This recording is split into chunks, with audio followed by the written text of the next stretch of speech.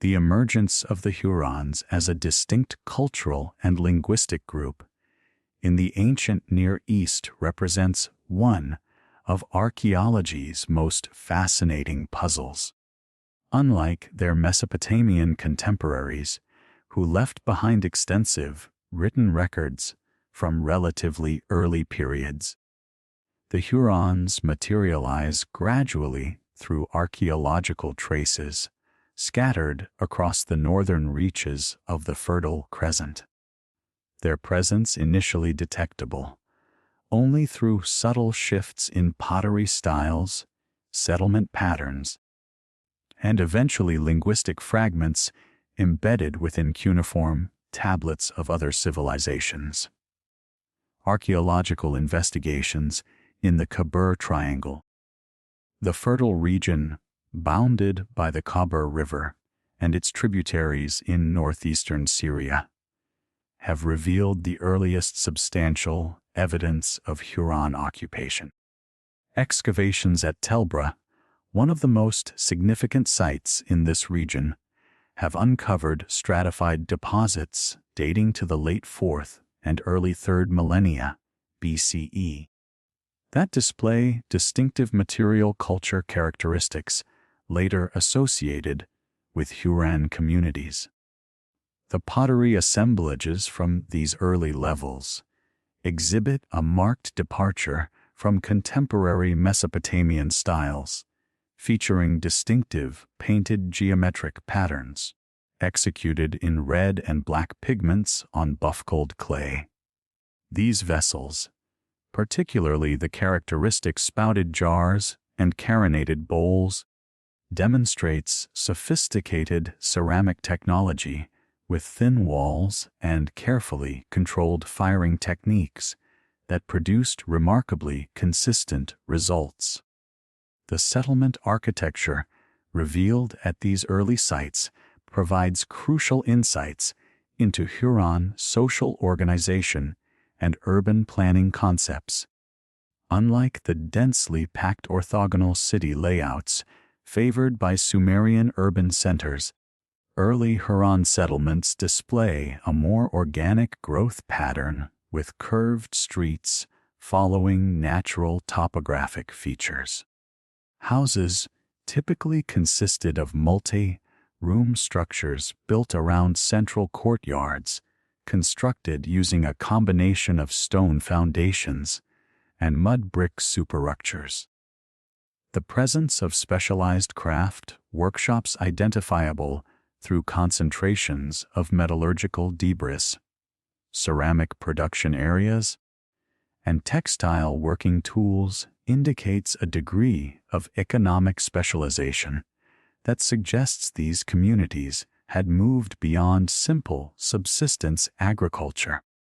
Meadical evidence from Khabur Triangle sites reveals sophisticated knowledge of copper and bronze working techniques. Analysis of slag deposits and crucible fragments indicates that Huron metalworkers had mastered complex, alloying processes, producing bronze implements with carefully controlled tin content that optimized hardness and workability. Weapons recovered from these contexts, including distinctive socketed spearheads and curved daggers with elaborate hilts, demonstrate both functional effectiveness and artistic sophistication. The presence of imported raw materials, particularly tin and silver, points to extensive trade networks that connected these early Huron communities with the distant regions.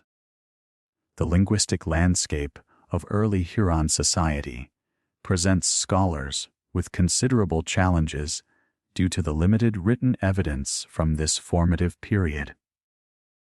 Proto-Hurrian, the reconstructed ancestral language of the later documented Huron dialects, belongs to the Huroatian language family, which stands as an isolate within the broader linguistic geography of the ancient Near East. This language family shows no clear genetic relationship to the Semitic languages dominating Mesopotamian civilization. The Indo-European languages spreading across Anatolia, or the various language families of the Iranian plateau. Comparative linguistic analysis suggests that Proto-Hurran possessed an errative case system, a grammatical feature that marks the subject of transitive verbs differently from the subject of intransitive verbs and the object of transitive verbs.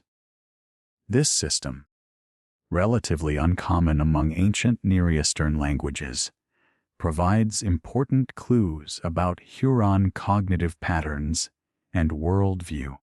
The language also featured an elaborate system of verbal morphology with multiple aspectual distinctions and evidentiality markers that indicated the speaker's relationship to the information being conveyed.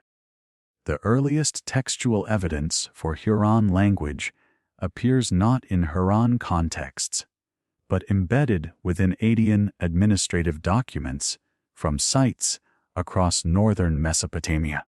Personal names with distinctly Huron phonological characteristics begin appearing in ununiform archives from the mid-3rd millennium BCE, initially as isolated entries among predominantly Semitic nomenclature. These names often incorporate theophoric elements referencing deities later known from the Huron pantheon, including Teshub, the storm god, and Hepat, the sun goddess. The gradual increase in frequency of such names within administrative records provides a quantitative measure of Huron demographic expansion and cultural influence. Trade relationships between early Huron communities and established Mesopotamian civilizations developed along multiple vectors, creating complex networks of cultural and economic exchange. Archaeological evidence indicates that Huron settlements served as crucial intermediaries in the flow of raw materials from Anatolian highlands to Mesopotamian urban centers. Obsidian from volcanic sources in eastern Anatolia appears consistently in Hurran archaeological contexts, often worked into sophisticated blade tools and decorative objects before redistribution southward. Similarly, semi-precious stones including carnelian, lapis lazuli, and various agates pass through Huron trading networks with evidence of local lapidary workshops, producing finished ornaments and cylinder seals. The relationship between Huron communities and Sumerian civilization involved more than simple commercial exchange. Cylinder seals recovered from early Hurrian contexts display iconographic motifs clearly derived from Mesopotamian artistic traditions, yet executed with distinctive stylistic modifications. Contest scenes featuring heroes grappling with lions and bulls, a canonical theme in Mesopotamian gyptic art, appear on Huron seals with altered proportions and compositional arrangements that suggest local artistic interpretation rather than direct copying. Religious iconography shows similar patterns of adoption and adaptation with Mesopotamian divine symbols integrated into compositions that also feature distinctly Huron elements. Akkadian influence on early Huron culture intensified during the later part of this formative period, coinciding with the expansion of the Akkadian Empire under Sargon of Akkad and his successors. Administrative practices adopted from Akkadian models appear in Huron settlements, including standardized systems of weights and measures and accounting procedures recorded on clay tablets. However, Hurrian communities maintained distinct cultural practices, particularly in religious observance and burial customs, that set them apart from their Mesopotamian neighbors. The geographic distribution of early Huron communities extended far beyond the core Khyber Triangle region, encompassing a vast arc of territory stretching from the foothills of the Taurus Mountains in southeastern and Anatolia to the Zagros Piedmont in northern Iraq. Sites in the Diyala River Valley have yielded pottery and architectural remains consistent with Huron material culture, indicating significant population movements or cultural influence extending into regions traditionally considered peripheral to Huron heartlands. Similarly, surveys in the Turkish provinces of Mardin and Sanlura have identified numerous tells with surface assemblages containing Huron-type ceramics and lithic industries. Settlement patterns across this extended geographic range reveal adaptive strategies tailored to diverse environmental conditions. In the well-watered plains of the Kaaba Triangle, Huron communities established large nucleated settlements focused on intensive agriculture and craft production. Moving into the more arid regions to the south and east, settlement size decreased while site frequency increased, suggesting a shift towards more dispersed pastoral-oriented economic strategies. Highland sites in southeastern Anatolia show evidence of seasonal occupation patterns with substantial winter settlements in protected valleys complemented by smaller summer camps in upland pastures. The agricultural foundation of early Huron society rested on sophisticated irrigation techniques adapted to regional hydrological conditions. In areas with reliable rainfall, simple gravity fed systems diverted water from seasonal streams to agricultural plots. More ambitious engineering projects, including canal networks and water storage facilities, supported intensive cultivation in marginal zones.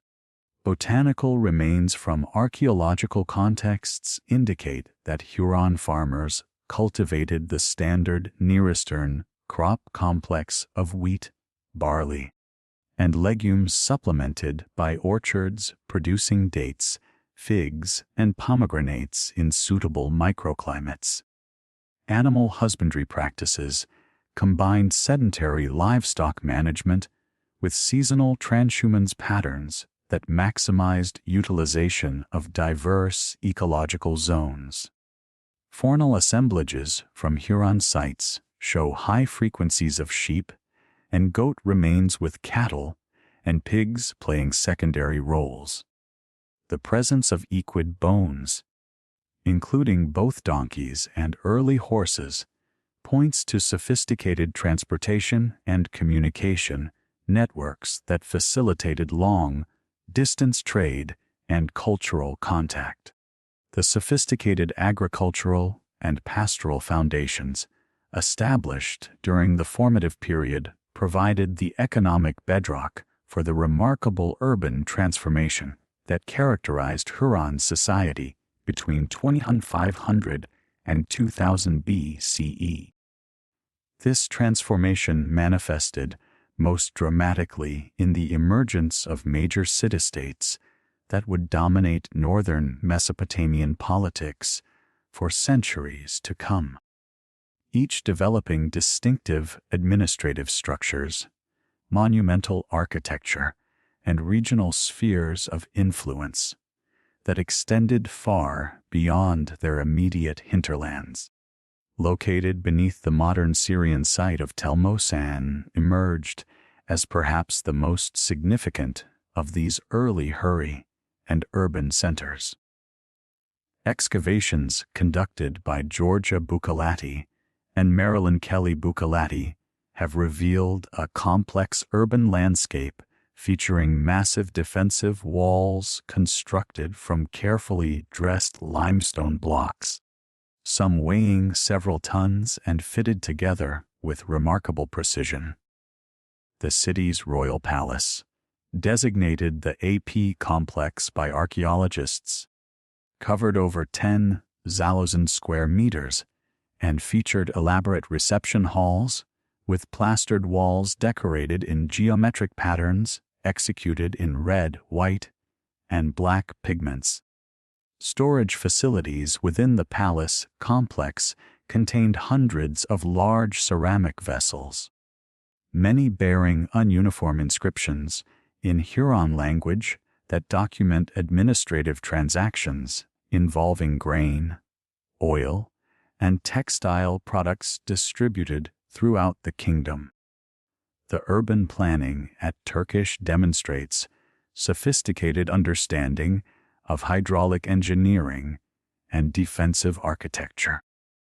A complex system of underground channels directed seasonal flood waters away from residential areas while simultaneously supplying clean water to public fountains and private households. The main thoroughfare, paved with flat limestone slabs, connected the palace complex with the primary temple precinct through a carefully planned route that maximized ceremonial impact while maintaining practical traffic flow.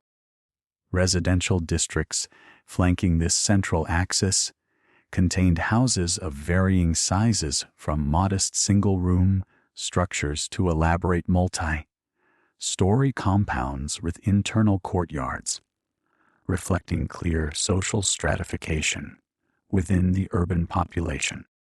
Archaeological evidence reveals extensive craft specialization, supporting both local consumption and long-distance trade.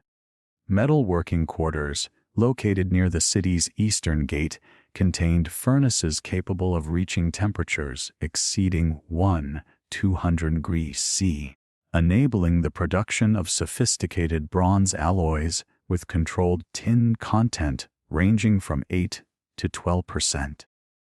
Finished products included weapons such as socketed axes and curved daggers, with elaborate silver inlay work, as well as utilitarian tools including plowshares, sickles, and carpenter's implements. Ceramic workshops produced distinctive will-thrown pottery, featuring thin walls and carefully controlled firing that created vessels with remarkable consistency in both form and decoration. NAR identified with the site of Tel Leland in northeastern Syria, developed along somewhat different lines while maintaining clear cultural connections to Urashish. The city occupied a strategic position controlling access routes between the Kabora River Valley and the Tigris headquarters, enabling its rulers to extract tribute from merchant caravans, transporting goods between Anatolia and southern Mesopotamia. Excavations directed by Harvey Weiss have uncovered evidence of planned urban development, featuring rectangular city blocks arranged around the central administrative complex that combined royal residence, temple facilities, and storage areas within a single architectural unit. The material culture at Noir displays distinctive regional characteristics while participating in broader Huron cultural patterns. Pottery assemblages include large storage jars with applied rope decoration and distinctive spouted vessels used for liquid storage and transport.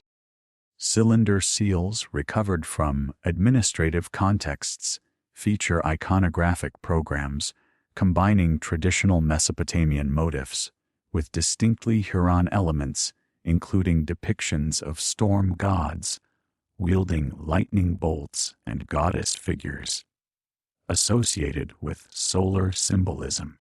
cuneiform tablets from the site's archives document complex administrative procedures involving land tenure taxation and diplomatic correspondence with neighboring city-states.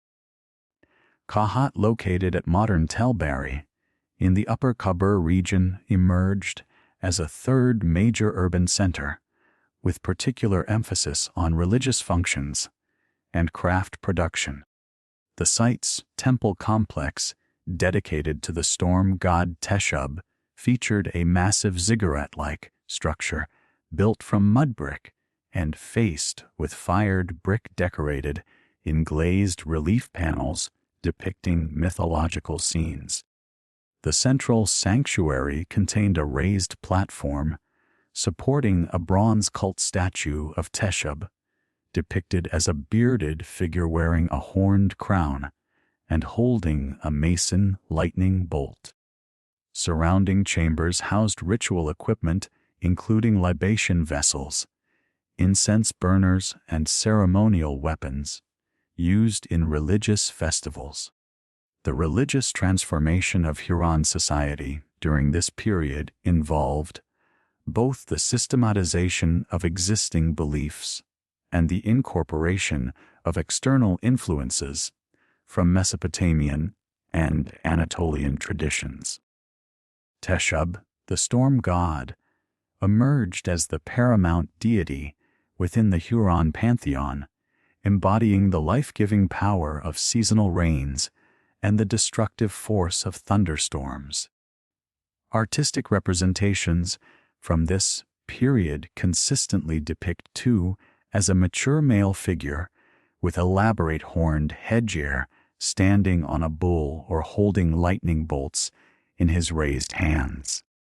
Temple reliefs and cylinder seal impressions show the god in combat with serpentine monsters representing chaos and drought, themes that resonated with agricultural communities dependent on reliable precipitation. Hepat, the sun goddess and Teshub's consort, occupied a complementary position within the developing pantheon. Unlike Mesopotamian solar deities, who are typically masculine, Hepat embodied feminine aspects of solar power, including fertility, healing, and divine justice. Artistic depictions show her wearing a cylindrical crown decorated with solar discs, often accompanied by sacred animals, including lions and birds of prey. Temple inventories from Huron sites list elaborate cult equipment dedicated to Hepert, including golden solar discs, ceremonial mirrors, and ritual vessels used in dawn ceremonies that marked important agricultural seasons. The Hurrian pantheon incorporated numerous other deities with specialized functions, reflecting the complex needs of urbanizing society.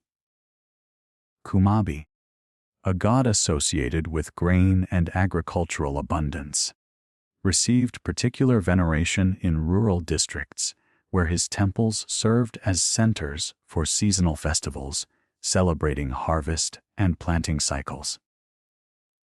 Sheaska, a goddess combining aspects of love, war, and healing, appealed particularly to urban populations engaged in craft production and long-distance trade.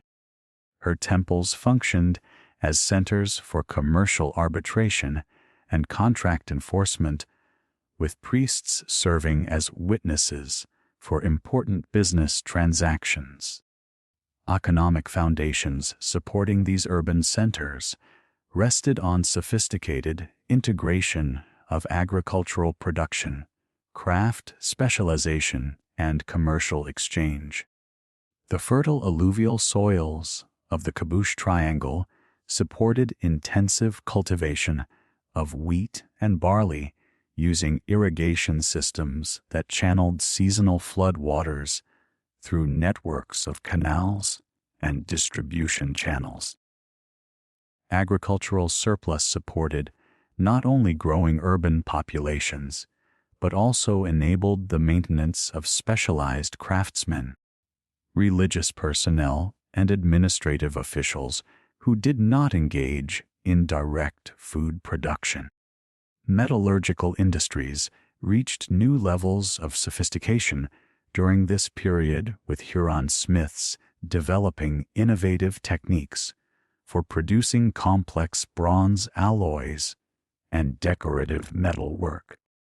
Analysis of metal artifacts from urban contexts reveals sophisticated understanding of alloying principles with copper-tin ratios, carefully adjusted to optimize specific functional characteristics. Weapons required high tin content for maximum hardness, while decorative objects used lower tin percentages to facilitate detailed engraving and inlay work. Silver and gold objects, though less common, demonstrate equally advanced techniques, including granulation, filigree work, and complex riposte decoration.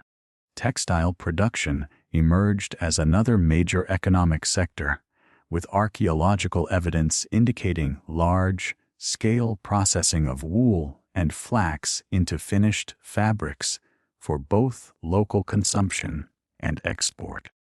Huron weavers developed distinctive patterns featuring geometric motifs and stylized animal figures that became widely recognized throughout the ancient Near East.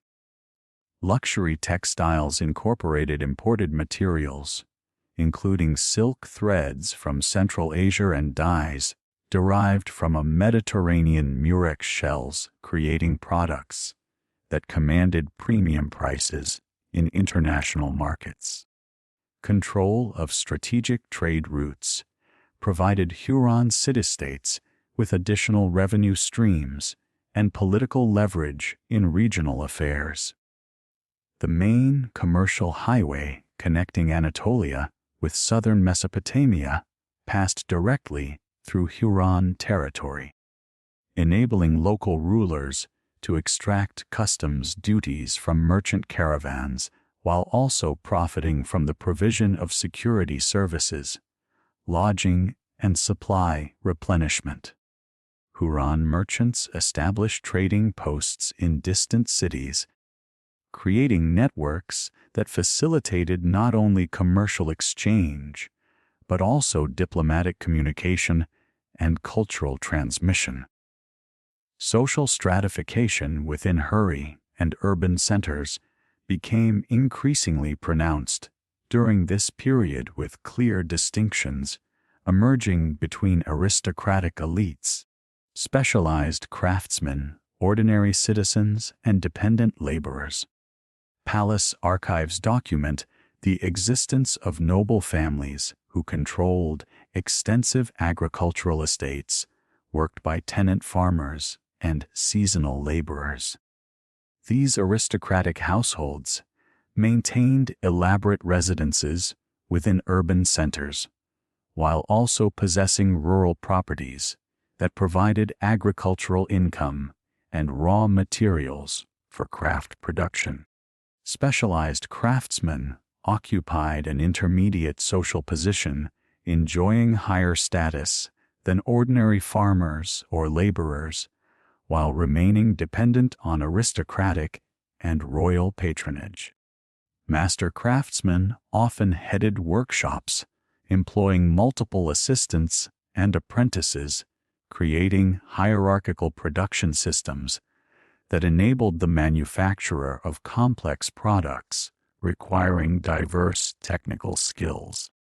Guild-like organizations may have regulated craft production, though direct evidence for formal guild structures remains limited in the archaeological record. The emergence of professional military classes reflected the increasingly competitive political environment as Huron city-states expanded their territorial control and came into conflict with neighboring powers. Weapons technology advanced significantly during this period, with Huron smiths producing sophisticated bronze weapons, including composite bows, scale armor, and horse-drawn chariots that provided tactical advantages in both siege warfare and open battle. Professional soldiers received land grants and other compensation that distinguished them from temporary militia forces recruited during emergencies. Administrative systems developed to manage the complex economic and political relationships within expanding city-states drew heavily on Mesopotamian models while incorporating distinctly Huron elements. Cuneiform writing adapted for recording the Huron language enabled the creation of detailed records documenting land ownership, taxation, legal proceedings, and diplomatic correspondence. Scribal schools trained administrative personnel in both practical record-keeping skills and literary traditions that preserved Huron cultural identity across generations. The political consolidation that transformed scattered Huron city-states into the unified Mitanni Kingdom around 1500 BCE represented one of the most dramatic shifts in ancient Near Eastern power dynamics. This transformation emerged from a complex interaction between established Hurri and urban elites and incoming Indo-Aryan warrior groups who brought revolutionary military technologies and organizational concepts that fundamentally altered the region's political landscape. The Indo-Aryan element in Mitanni's formation has been documented through extensive linguistic evidence preserved in cuneiform archives from Nyarlathotep and other sites throughout the kingdom. Personal names of Mitanni royalty and nobility frequently incorporate Indo-Aryan linguistic elements, including theophoric compounds referencing Vedic deities such as Indra Varuna and the Nasasha twins. King Artatama I, whose name derives from the Indo-Aryan asterisk, meaning whose abode is cosmic order, exemplifies this linguistic fusion.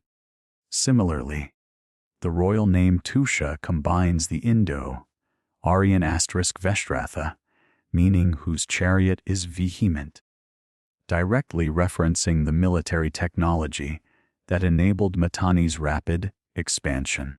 Technical terminology related to horse training and chariot warfare preserved in Mitanni texts provides compelling evidence for Indo-Aryan military influence.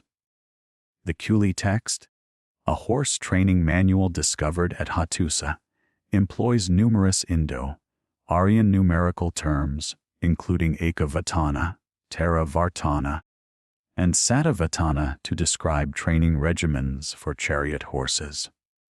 These terms correspond precisely to Sanskrit Vartana, Travana, and Sapa Vartana, indicating that Indo-Aryan speakers transmitted sophisticated equestrian knowledge to Huron populations. The Marionu warrior class emerged as the institutional mechanism through which Indo-Aryan military elites integrated with existing Huron social structures. Archaeological evidence from sites including Telra and Tel Rimmer reveals substantial changes in burial practices during the early Mitanni period, with elite graves containing horse bits, chariot fittings, and composite bow elements that reflect new military technologies. These burials often feature multiple individuals interred together, including primary occupants with elaborate grave goods and secondary burials that may represent retainers or horses sacrificed to accompany deceased warriors. Chariot technology revolutionized warfare throughout the ancient Near East, but Mitanni innovations in vehicle design and tactical deployment gave the kingdom decisive advantages over contemporary powers. Mitanni chariots featured lightweight construction using bentwood techniques that reduced vehicle weight while maintaining structural integrity.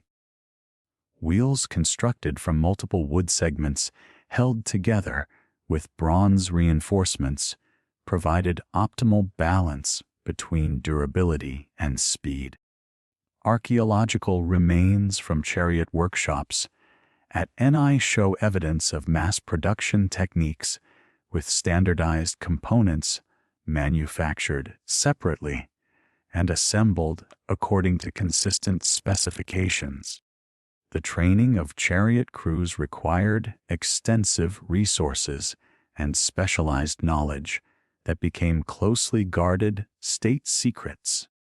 Each chariot required a driver and archer working in perfect coordination, with the driver controlling a team of 2 horses while the archer maintained accuracy despite the vehicle's movement.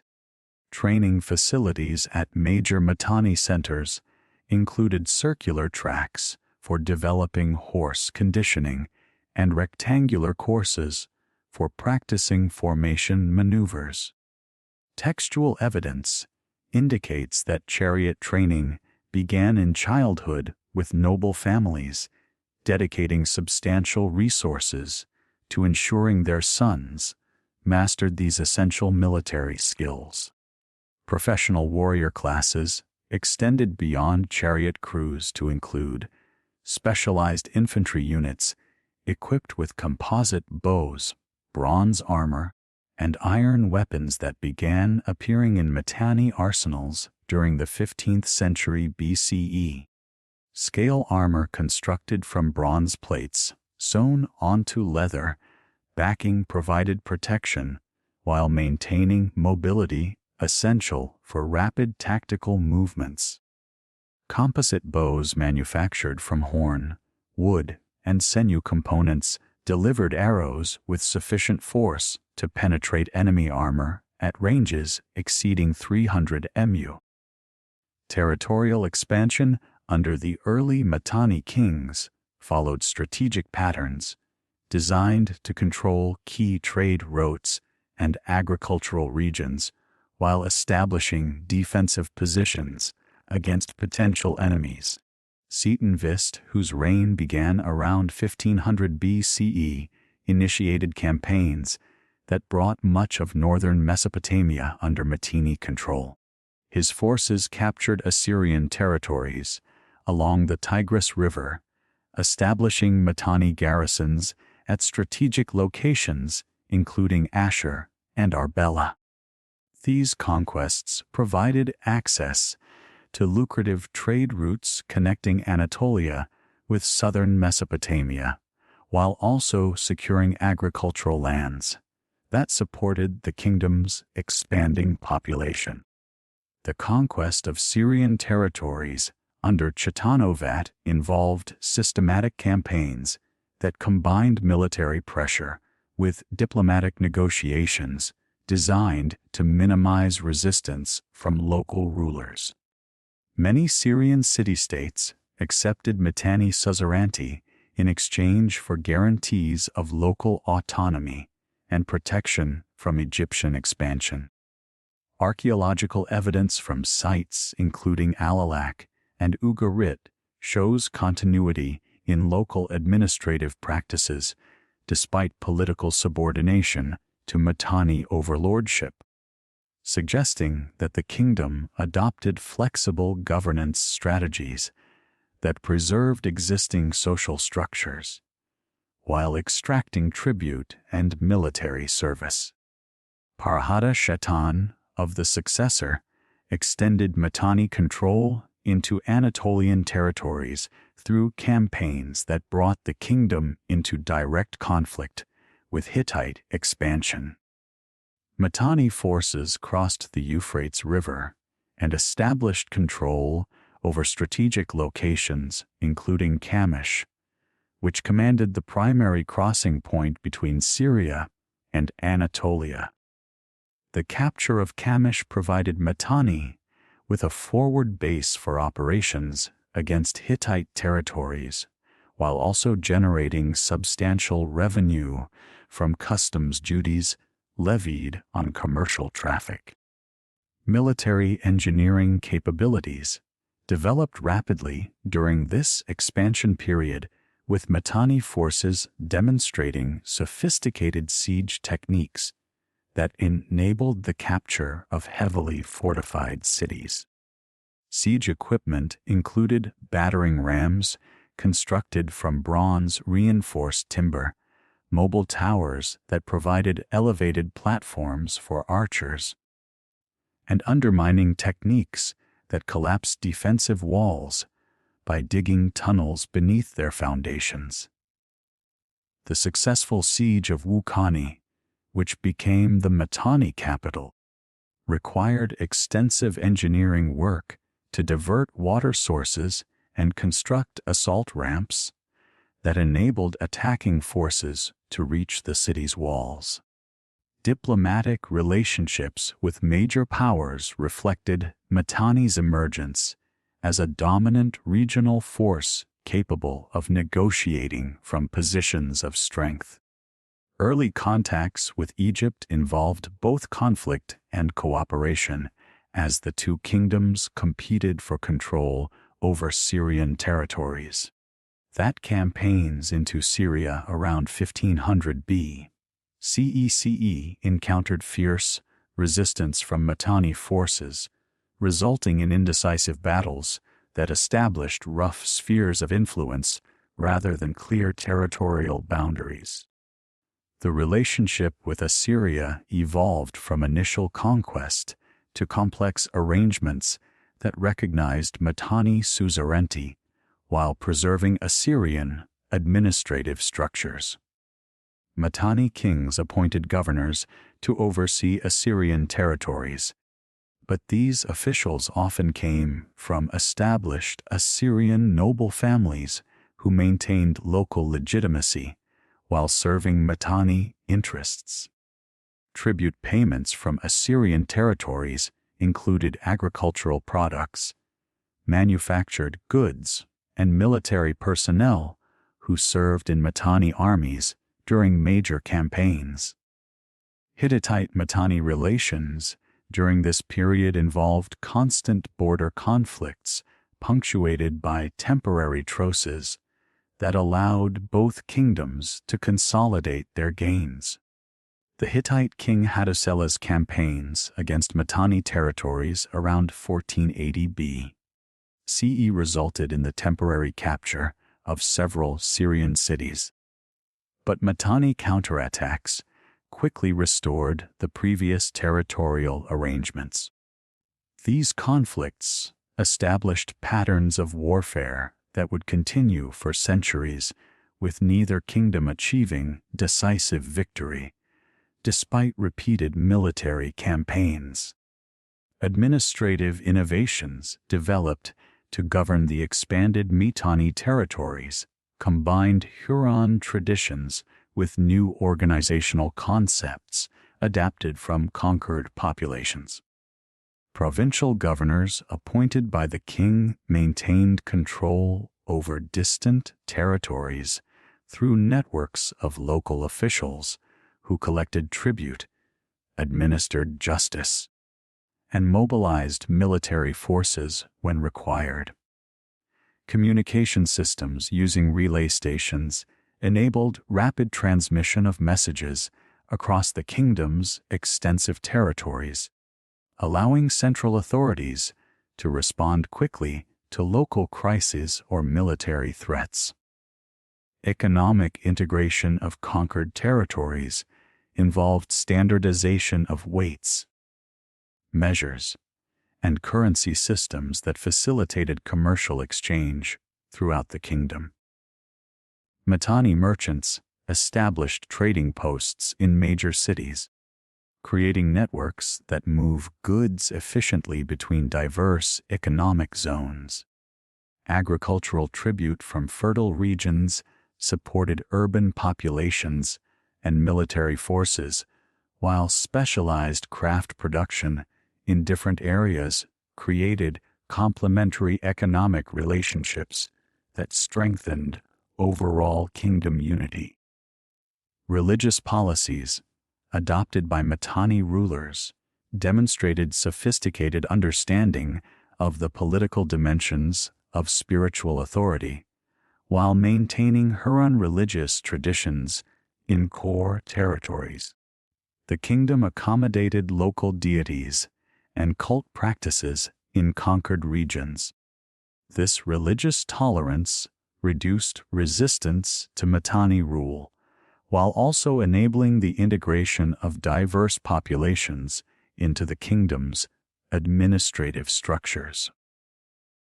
Royal patronage of major temples throughout the kingdom created networks of religious officials who supported central authority while maintaining local cultural traditions. Urban development projects initiated during the expansion period transformed major cities into impressive centers that demonstrated Mitanni power and prosperity. Washakanee, the kingdom's capital, underwent massive construction projects that created monumental architecture rivaling contemporary centers in Egypt and Mesopotamia. The royal palace complex covered over 20 hectares and featured elaborate reception halls decorated with painted reliefs depicting royal victories and divine protection. Storage facilities within the complex could accommodate tribute payments from throughout the kingdom, while administrative offices housed the scribal personnel required to manage the kingdom's complex bureaucratic operations. The transformation of Mitanni from an aggressive expansionist power into a sophisticated diplomatic player reached its culmination under King Art Tamerst, whose reign marked the beginning of a century-long period of unprecedented prosperity and international prestige.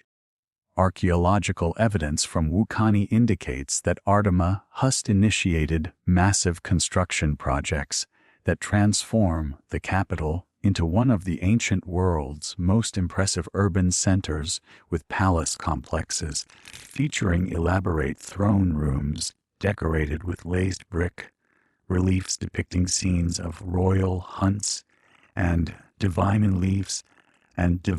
investiture ceremonies. The king's diplomatic revolution began with his recognition that continued military confrontation with Egypt would drain resources needed for internal development and leave both kingdoms vulnerable to Hittite expansion. The initial overtures toward Egypt emerged from practical military considerations following a series of inconclusive border conflicts in northern Syria during the late 1460s BCE. Thamos Iveth's forces had established fortified positions along the Orontes River Valley, while Mitanni garrisons controlled the strategic crossings at Kamish and other key locations.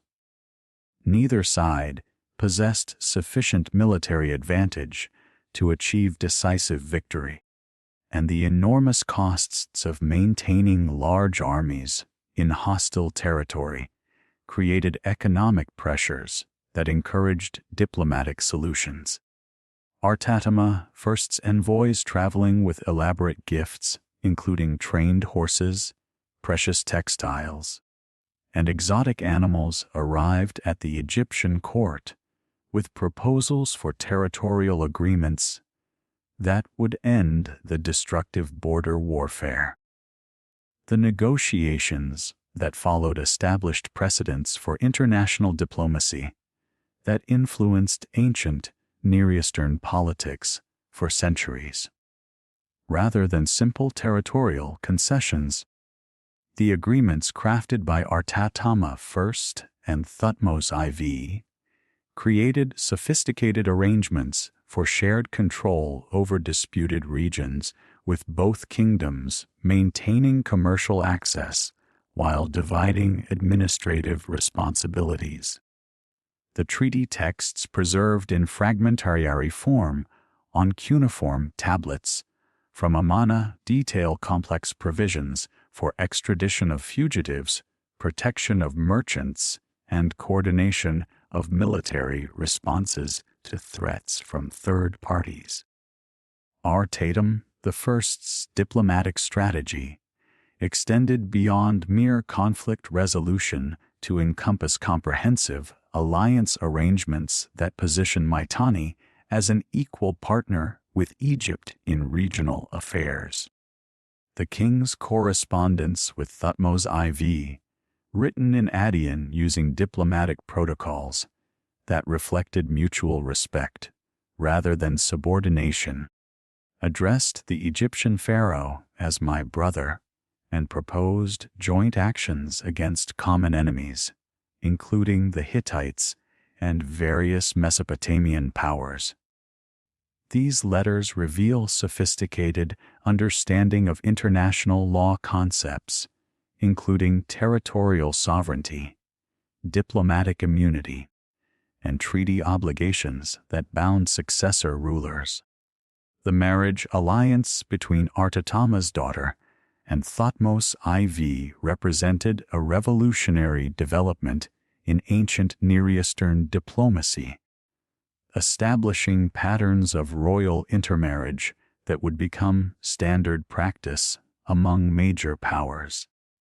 Unlike earlier political marriages that typically involve tribute relationships between dominant and subordinate rulers, the Mitanni-Egyptian union created genuine partnership arrangements with elaborate ceremonies that honored both kingdoms' traditions.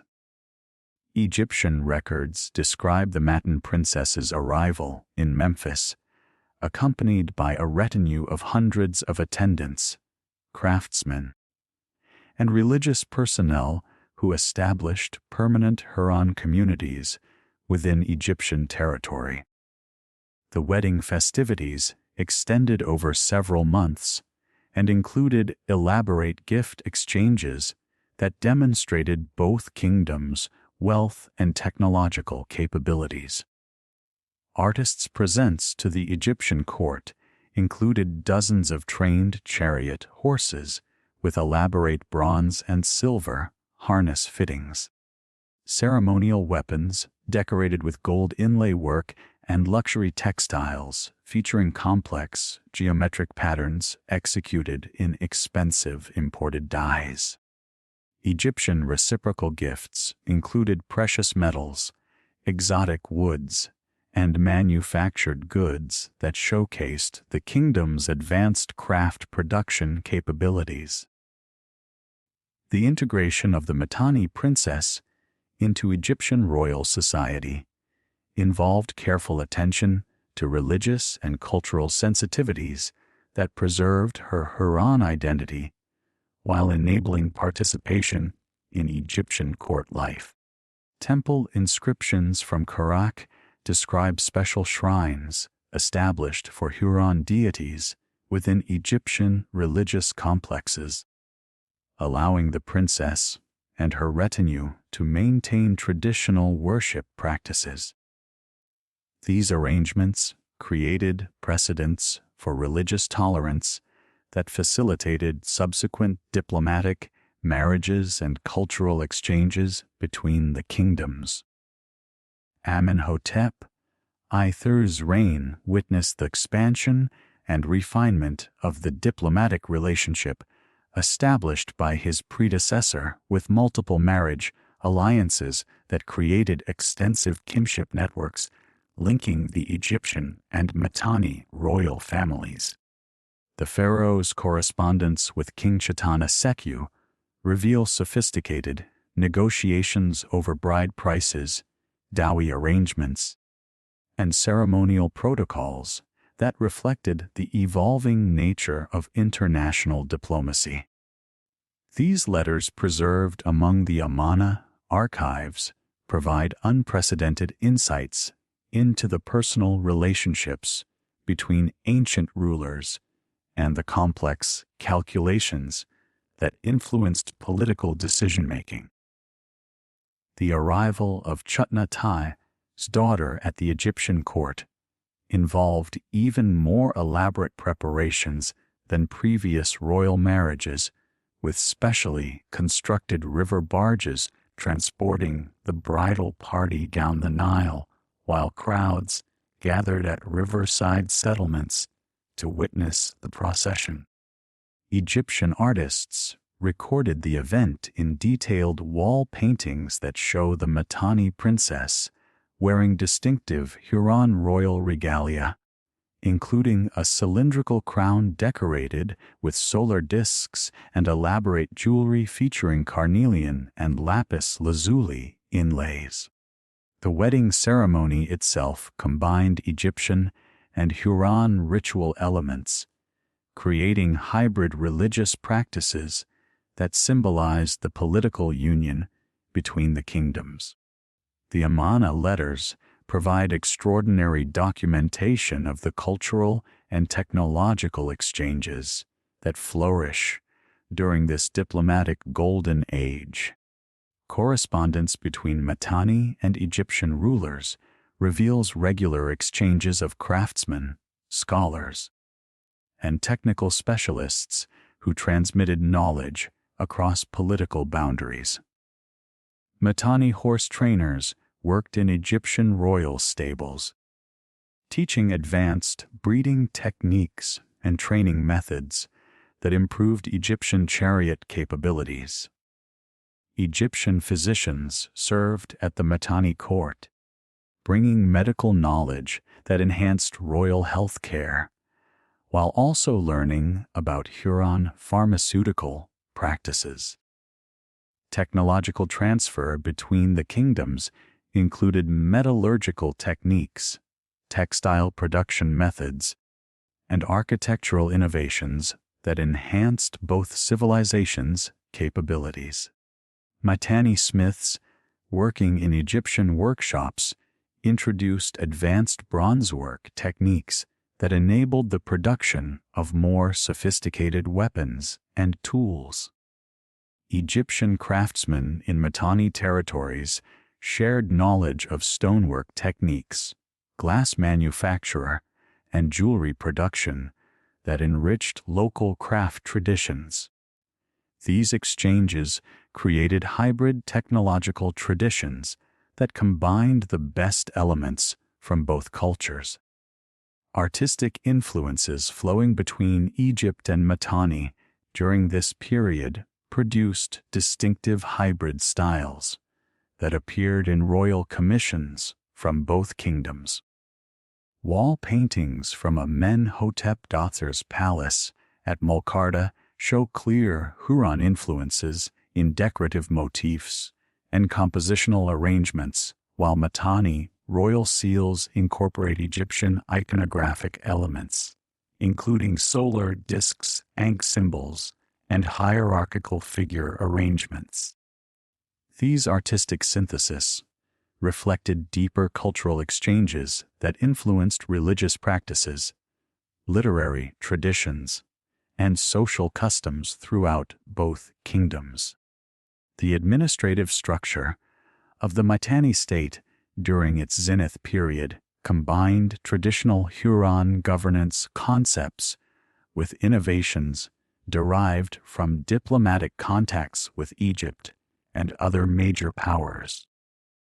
The kingdom's provincial system divided territories into administrative units, governed by appointed officials who reported directly to the royal court at Wukani.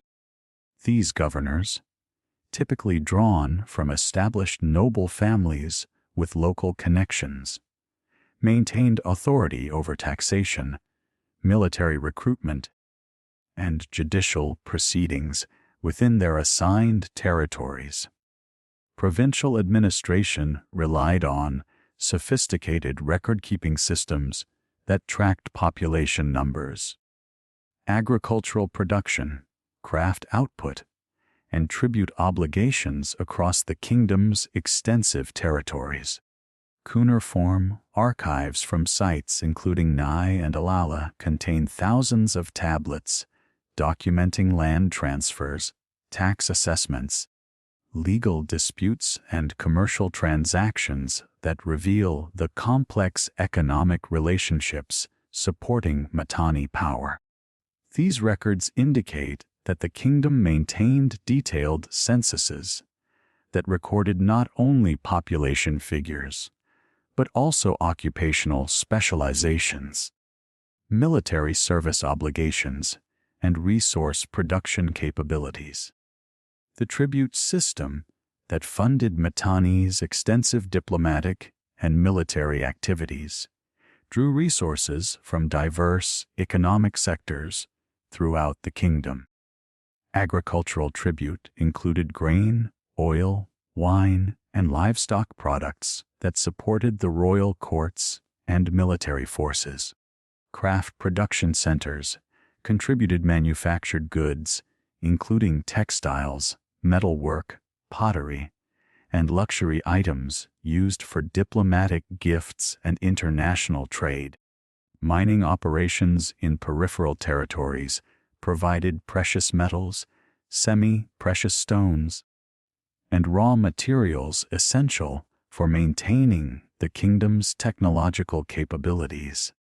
Military service obligations varied according to regional traditions and economic capabilities, with different provinces contributing specialized units that reflected local expertise. Chariot forces came primarily from core Huron territories, where horse breeding and training traditions were most advanced. Infantry units recruited from mountainous regions brought expertise in siege warfare and defensive operations. Archer contingents from pastoral areas contributed mobility and reconnaissance capabilities, essential for border defense and rapid response to external threats. The integration of conquered territories into the Mitanni administrative system involved careful balance between central control and local autonomy that preserved existing social structures while ensuring loyalty to royal authority. Local rulers who accepted Mitanni suzerainty retained ceremonial positions and limited governing authority in exchange for tribute payments and military service. These arrangements created buffer zones that protected core Mitanni territories while extending the kingdom's influence into strategic regions. Judicial systems operating throughout Mitanni territories combined royal law codes with local legal traditions, creating hybrid legal frameworks that addressed the diverse needs of the kingdom's multicultural population. Royal courts handled major criminal cases, territorial disputes, and matters involving international law, while local tribunals managed routine civil disputes, commercial disagreements, and minor criminal offenses. Legal procedures incorporated elements from Huron, Mesopotamian, and other legal traditions, creating comprehensive systems that commanded respect from diverse population groups. Commercial regulations established uniform standards for weights, measures, and currency that facilitated trade throughout the kingdom while also generating revenue through taxation and customs duties. Market towns throughout Mitanni territories maintained standardized facilities for commercial exchange, with royal officials monitoring transactions and collecting appropriate fees. International trade agreements negotiated with Egypt, Assyria, and other powers created preferential arrangements that enhanced Mitanni merchants' competitive advantages in regional markets. The kingdom's economic prosperity during the Zenith period supported extensive cultural development that produced remarkable achievements in literature, art, and religious expression. Royal patronage of temples throughout Mitanni territories funded construction projects that created impressive religious complexes featuring elaborate architectural decoration and sophisticated artistic programs. These temples served not only as centers for religious worship, but also as repositories for cultural knowledge, housing, libraries, schools, and workshops that preserved and transmitted Huron intellectual traditions. Educational institutions, supported by royal funding, trained scribes, priests, craftsmen, and administrative officials who staff the kingdom's complex governmental apparatus. These schools combined practical instruction in record-keeping, legal procedures, and technical skills with broader cultural education that included literature, history, and religious studies. The curriculum incorporated materials from Egyptian, Mesopotamian, and other foreign traditions, creating cosmopolitan educational programs that prepared students for careers in international diplomacy and commerce. The magnificent diplomatic achievements and cultural flowering that characterized Mitanni's Zenith period began to unravel dramatically following the death of Shetana II around 1350 BCE. The succession crisis that erupted immediately after his death exposed fundamental weaknesses in the kingdom's political structure and provided opportunities for ambitious neighbors to exploit Mitanni's internal divisions. Archaeological evidence from Washukani shows signs of hasty fortification work and incomplete construction projects during this period, suggesting that resources were rapidly diverted from peaceful development to military preparations as competing claimants mobilized their supporters.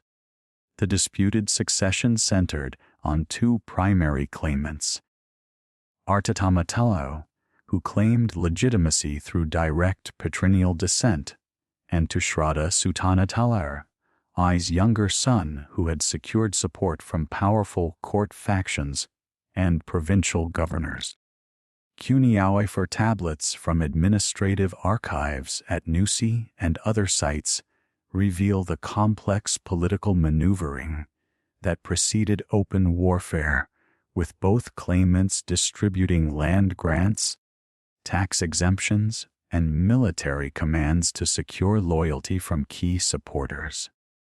The fragmentary nature of these records reflects the chaotic conditions that disrupted normal administrative functions as the kingdom split into opposing camps. Artatama Tupiai's initial advantages included recognition from several provincial governors in eastern territories and support from traditional Huron noble families who viewed him as the legitimate heir according to established succession customs. His forces controlled strategic locations along the Tigris River Valley, providing access to tribute revenues from Assyrian territories and enabling recruitment of military specialists from regions with strong warrior traditions. Archaeological evidence from Tel Alma and other sites in this region shows increased weapons production during the early 1350s, with bronze working facilities expanding their output of spearheads, arrowheads, and armor components.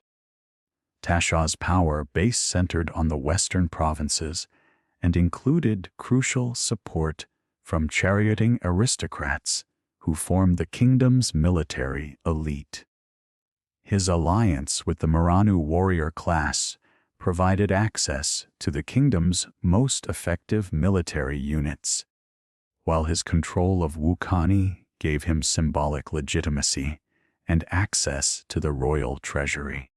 Diplomatic correspondence preserved in the Amun archives reveals Tushratta's efforts to secure Egyptian support for his claim, with letters to Amenhotep III emphasizing their established kinship ties through royal marriages and requesting military assistance against his rival. The civil war that erupted around 1348 BCE devastated Mitanni's military capabilities and economic infrastructure as both sides competed for control of strategic territories and revenue sources. Battle sites identified through archaeological survey work show evidence of intensive fighting around key cities, including Kamish, where control of Euphrates River crossings provided crucial strategic advantages. Destruction layers at urban sites throughout the kingdom contain burned buildings, scattered weapons, and hastily buried hoards of valuables that reflect the widespread violence and economic disruption caused by the prolonged conflict. Military tactics employed during the Civil War adapted traditional Mitanni warfare methods to the specific challenges of fighting fellow Hurrians who possessed identical weapons. Training and tactical knowledge. Siege operations became particularly important as both sides sought to capture fortified cities held by their opponents. Archaeological evidence from Telra shows sophisticated siege works, including earthen ramps, defensive ditches, and counter-siege fortifications that demonstrate the technical expertise applied to these operations. The extended duration of many sieges caused severe hardship for civilian populations trapped within besieged cities. The involvement of foreign powers transformed the Civil War from an internal Mitanni dispute into a broader regional conflict that reshaped the entire political landscape of the ancient Near East. Superulio Mafern, the ambitious Hittite king who had been monitoring Mitanni's internal problems, recognized the opportunity to expand Hittite influence into territories that had been closed to Hittite penetration during Mitanni's period of strength. His initial interventions took the form of diplomatic support and limited military assistance to Artatama, to whom he calculated would be more amenable to Hittite influence than the Egyptian-backed Triada. Hittite military involvement escalated gradually as Superluan tested Mitanni's ability to respond to external aggression while managing internal conflict. Hittite forces crossed the Euphrates River and captured several Syrian cities that had been under Mitanni control, including Kamish, which commanded the crucial river crossing between Anatolia and Syria. The loss of Kamish deprived both Mitanni claimants of significant tribute revenues, while also demonstrating to other subject territories that Mitanni power could no longer guarantee protection from external threats. The sophisticated intelligence network, the Supilua, first had developed throughout Syrian territories, enabled Hittite forces to exploit local grievances against Mitanni rule and recruit allies from among disaffected populations. Cuneiform tablets from Hittite archives describe negotiations with Syrian city-states, whose rulers had grown resentful of Mitanni tribute demands and military service obligations. These local rulers provided intelligence about Mitanni defensive preparations, supplied provisions for Hittite armies, and in some cases contributed military forces to Hittite campaigns. Hittite siege techniques proved particularly effective against Mitanni fortifications that had been designed primarily to resist attacks from similarly equipped Near Eastern armies. Hittite engineers employed innovative approaches, including mobile siege towers, constructed from prefabricated components that could be assembled rapidly at siege sites, and specialized units trained in undermining techniques that collapsed defensive walls by digging tunnels beneath their foundations. The capture of Aleppo after a brief siege demonstrated Hittite military superiority and encouraged other Syrian cities to negotiate surrender terms rather than face similar assaults.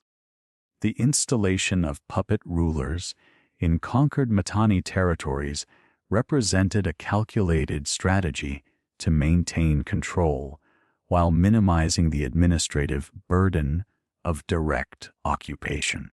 So Pilma first typically retained local ruling families in ceremonial positions, while appointing Hittite advisors who exercised real authority over military and economic affairs. This arrangement preserved local legitimacy while ensuring loyalty to Hittite interests, and it proved particularly effective in regions where populations had grown wary of the disruptions caused by the Mitanni civil war. Assyrian expansion under Adad-Nirari first exploited Mitanni's eastern vulnerabilities with equal effectiveness, but employed different strategic approaches that reflected Assyrian military traditions and political objectives. Unlike the Hittites, who sought to establish indirect control through client rulers, Assyrian policy aimed at direct annexation of conquered territories and their integration into the expanding Assyrian administrative system. Archaeological evidence from sites along the Tigris River shows systematic Assyrian fortification work that created permanent military installations designed to prevent any future Mitanni resurgence in these regions. The Assyrian military machine that Adad-Nirari first deployed against weakened Mitanni territories combined traditional Mesopotamian siege techniques with innovations derived from contact with various neighboring peoples. Assyrian armies included specialized engineer units capable of constructing complex siege works, mobile battering rams reinforced with bronze fittings, and archer formations equipped with composite bows that delivered devastating firepower against offensive positions. The systematic nature of Assyrian conquest operations reflects careful planning and coordination that contrasted sharply with the improvised responses that divided Mitanni forces could mount.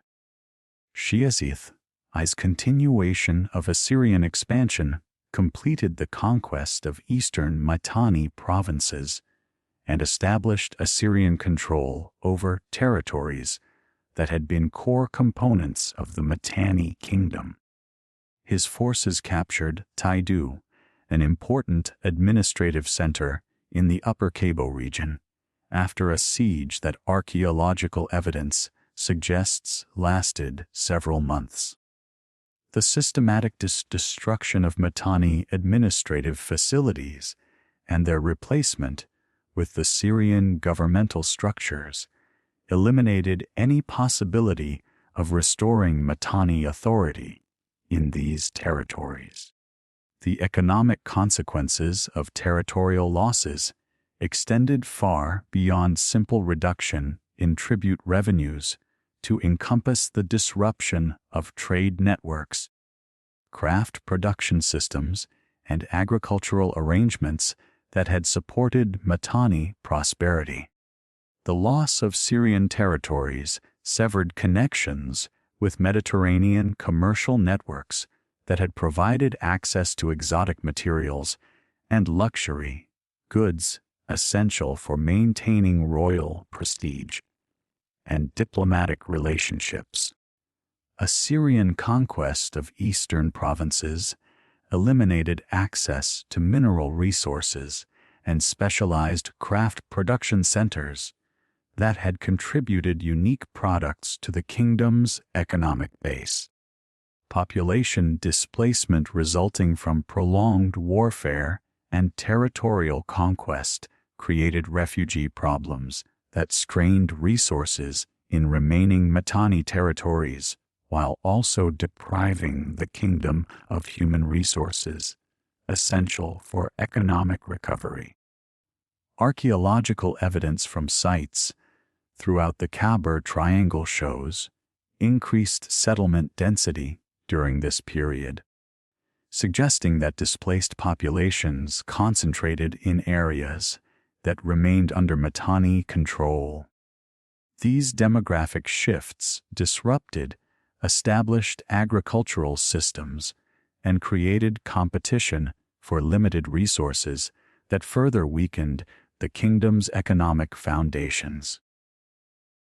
The weakening of Hurrian cultural identity during this period of crisis reflected both the physical disruption of communities and the psychological impact of military defeat and political fragmentation. Traditional cultural institutions, including temples, schools, and craft workshops, suffered from reduced funding and disrupted operations as resources were diverted to military needs. The dispersion of educated elites who had maintained Huron literary and religious traditions reduced the transmission of cultural knowledge to younger generations and accelerated the process of cultural assimilation into dominant neighboring civilizations. Religious practices that had reinforced Huron identity faced particular challenges as communities lost access to traditional cult centers and priestly hierarchies that had maintained ritual knowledge and ceremonial traditions. The destruction or abandonment of major temples disrupted festival cycles that had marked seasonal transitions and community celebrations. While the displacement of populations separated families from ancestral burial grounds and local shrines that had anchored religious identity, these disruptions created spiritual crises that undermined confidence in traditional deities and religious practices. The linguistic consequences of political fragmentation and population displacement accelerated the decline of Hurrian as a spoken language in favor of Adian, Hittite, and other dominant regional languages that offered better opportunities for economic advancement and social mobility. Administrative records from this period show increasing use of Adian even in internal Mitanni documents, suggesting that scribal training was shifting toward languages that remained useful in the changing political environment. This linguistic transition represented a fundamental transformation in cultural identity that would prove irreversible, even if political independence could be restored. Craft production traditions that had distinguished Hurry and material culture faced similar pressures as master craftsmen either fled to safer territories or adapted their techniques to meet the preferences of new political masters. The distinctive pottery styles, metalwork techniques, and textile patterns that had characterized Huron culture began disappearing from archaeological contexts as production centers either ceased operations or modified their output to appeal to changed market conditions. These changes in material culture reflected deeper transformations in social organization and cultural values that accompanied political collapse. The systematic dismemberment of Mitanni's remaining territories under Shalmaneser I marked the beginning of the final phase in the kingdom's destruction. Archaeological excavations at Wukani reveal extensive destruction layers dating to approximately 1275 BCE, with burned administrative buildings, scattered ununiform tablets, and hastily abandoned residential quarters that testify to the capital's violent capture. The Assyrian siege of Wukani employed massive earthen ramps constructed against the city's western walls. Their remains still visible as artificial mounds that rise nearly 20 mem above the surrounding plain. Assyrian engineers had learned from earlier siege operations and deployed specialized units, equipped with bronze-tipped battering rams, mobile wooden towers, and teams of sappers who undermined defensive walls through carefully planned tunnel systems. The final assault on Wukani came after a siege lasting approximately 8 months, during which Assyrian forces systematically eliminated the city's water supply by diverting the seasonal streams that fed its systems and wells.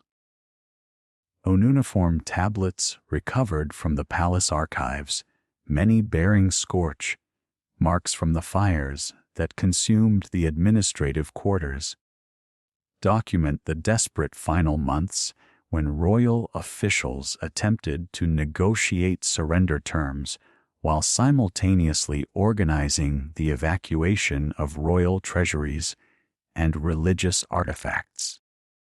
These tablets reveal that Toshada's son Chadawaza had already fled the capital with a substantial retinue carrying portable wealth and sacred objects toward Hittite territories, where he hoped to secure support for eventual restoration.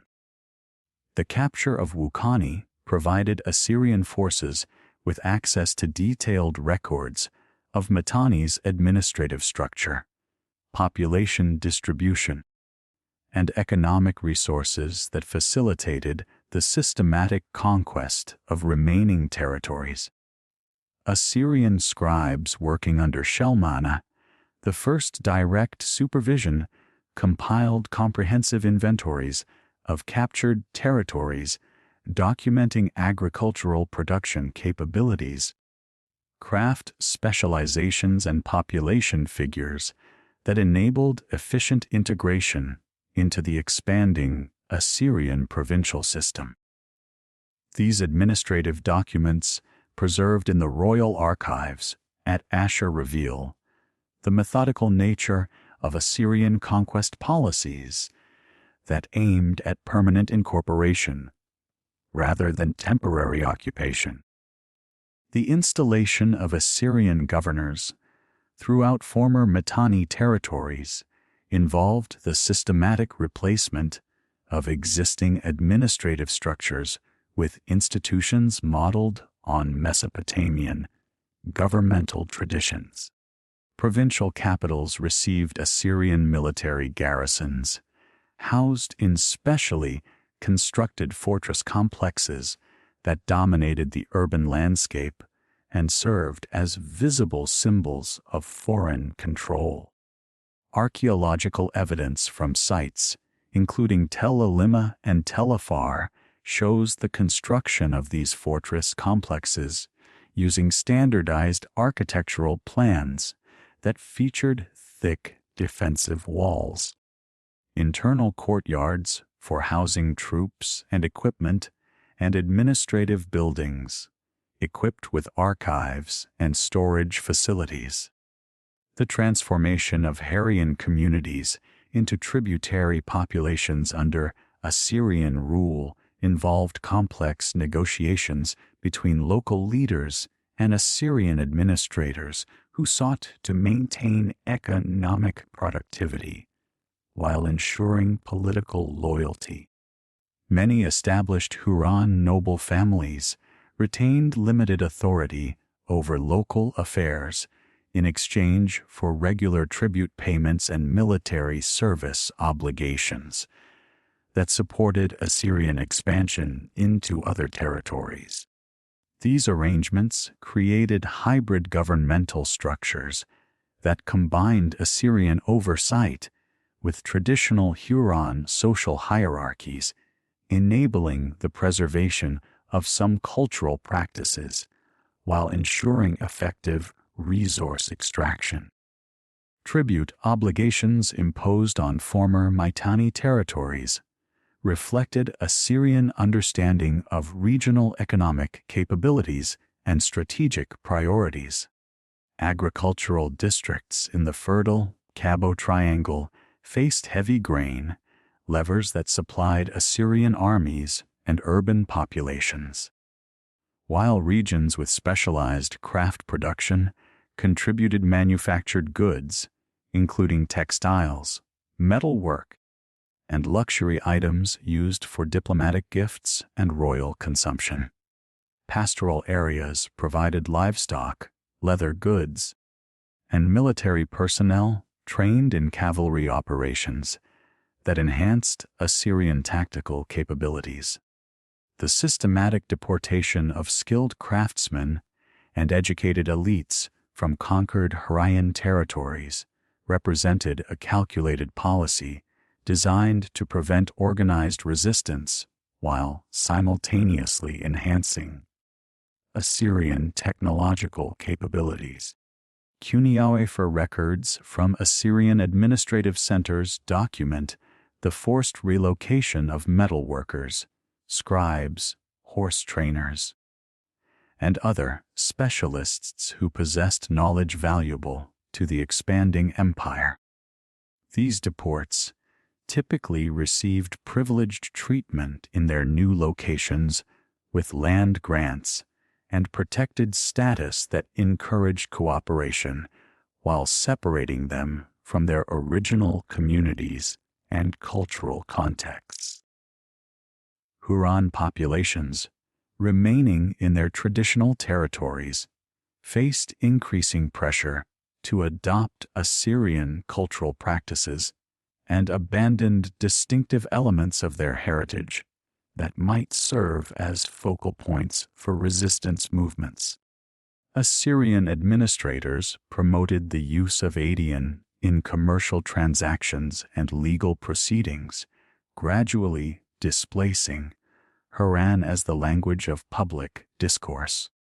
Religious policies encouraged the worship of Assyrian deities, while restricting traditional Huron festivals and ceremonies that might provide opportunities for clandestine political organization. The survival of Huron communities in peripheral regions beyond direct Assyrian control created scattered enclaves that preserved elements of traditional culture while adapting to changed political circumstances. Archaeological surveys in the Zagros Mountains have identified numerous small settlements with material culture, assemblages showing clear continuity with earlier Huron traditions, including distinctive pottery styles, architectural techniques, and burial practices that maintained cultural identity despite political fragmentation. These highland communities typically occupied defensible locations that provided protection from large-scale military operations while enabling limited agricultural production and pastoral activities. The Transcaucasian regions witnessed significant Huron population movements during this period of political collapse, with refugee groups establishing new communities in areas that had previously maintained only limited contact with Huron civilization. Excavations at sites in modern Armenia and Georgia have revealed settlement layers dating to the 13th and 12th centuries BCE that contain Huron-style artifacts alongside local material culture, suggesting the integration of immigrant populations with indigenous groups. These cultural syntheses produced hybrid traditions that preserved certain Huron elements while adapting to local environmental conditions and social structures. The transformation of these peripheral Huron communities into tributary states involved complex negotiations with various regional powers who competed for control over strategic territories and trade routes. Many highland settlements accepted tributary relationships with Assyrian, Hittite, or Eurasian authorities in exchange for protection from hostile neighbors and access to commercial networks that provided essential manufactured goods. These arrangements typically involved annual tribute payments in the form of agricultural products, raw materials, or military service, while preserving local autonomy and internal affairs. The gradual erosion of Huron political independence in these peripheral regions reflected both external pressures from expanding empires and internal changes in social organization that reduced the effectiveness of traditional governance structures. The loss of connection with major urban centers had disrupted educational systems that trained scribes, priests, and administrators essential for maintaining complex governmental operations. Local leaders increasingly relied on oral traditions and simplified administrative procedures that proved inadequate for managing the complex relationships required by tributary status. Economic adaptations in surviving Huron communities involve shifts from the specialized production systems that had characterized the Mitanni Kingdom towards more diversified subsistence strategies that reduced dependence on long-distance trade networks. Archaeological evidence from highland sites shows increased emphasis on animal husbandry, with sheep and goat herds providing milk products, wool, and meat that supported local populations while also generating surplus for tribute payments. Agricultural practices adapted to marginal environmental conditions through terracing techniques and water management systems that maximized productivity in areas with limited arable land. The preservation of Huron cultural elements within Assyrian administrative and religious contexts occurred through various mechanisms that reflected both practical necessities and deliberate policy decisions. Assyrian administrators recognized the value of local knowledge for effective governance, and often retained Huron officials in subordinate positions where their familiarity with regional conditions, languages, and customs facilitated the implementation of imperial policies. These officials served as cultural intermediaries who translated between Assyrian authorities and local populations while preserving elements of Hurrian administrative traditions within the imperial system. Religious syncretism provided another avenue for the preservation of Huron cultural elements within the dominant Assyrian system. Many Huron deities found places within the expanded Assyrian pantheon, often through identification with similar Mesopotamian gods or incorporation as regional manifestations of major Assyrian deities.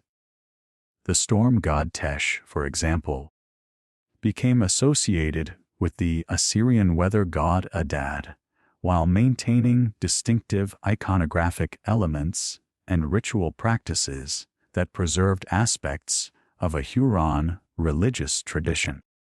These syncretic developments enabled the continuation of certain Huron religious practices within officially sanctioned contexts. The integration of Huron military traditions into Assyrian tactical systems preserve specialized knowledge while serving imperial military objectives. Huron expertise in chariot warfare, horse breeding, and cavalry operations proved valuable to Assyrian commanders who incorporated these techniques into their expanding military capabilities.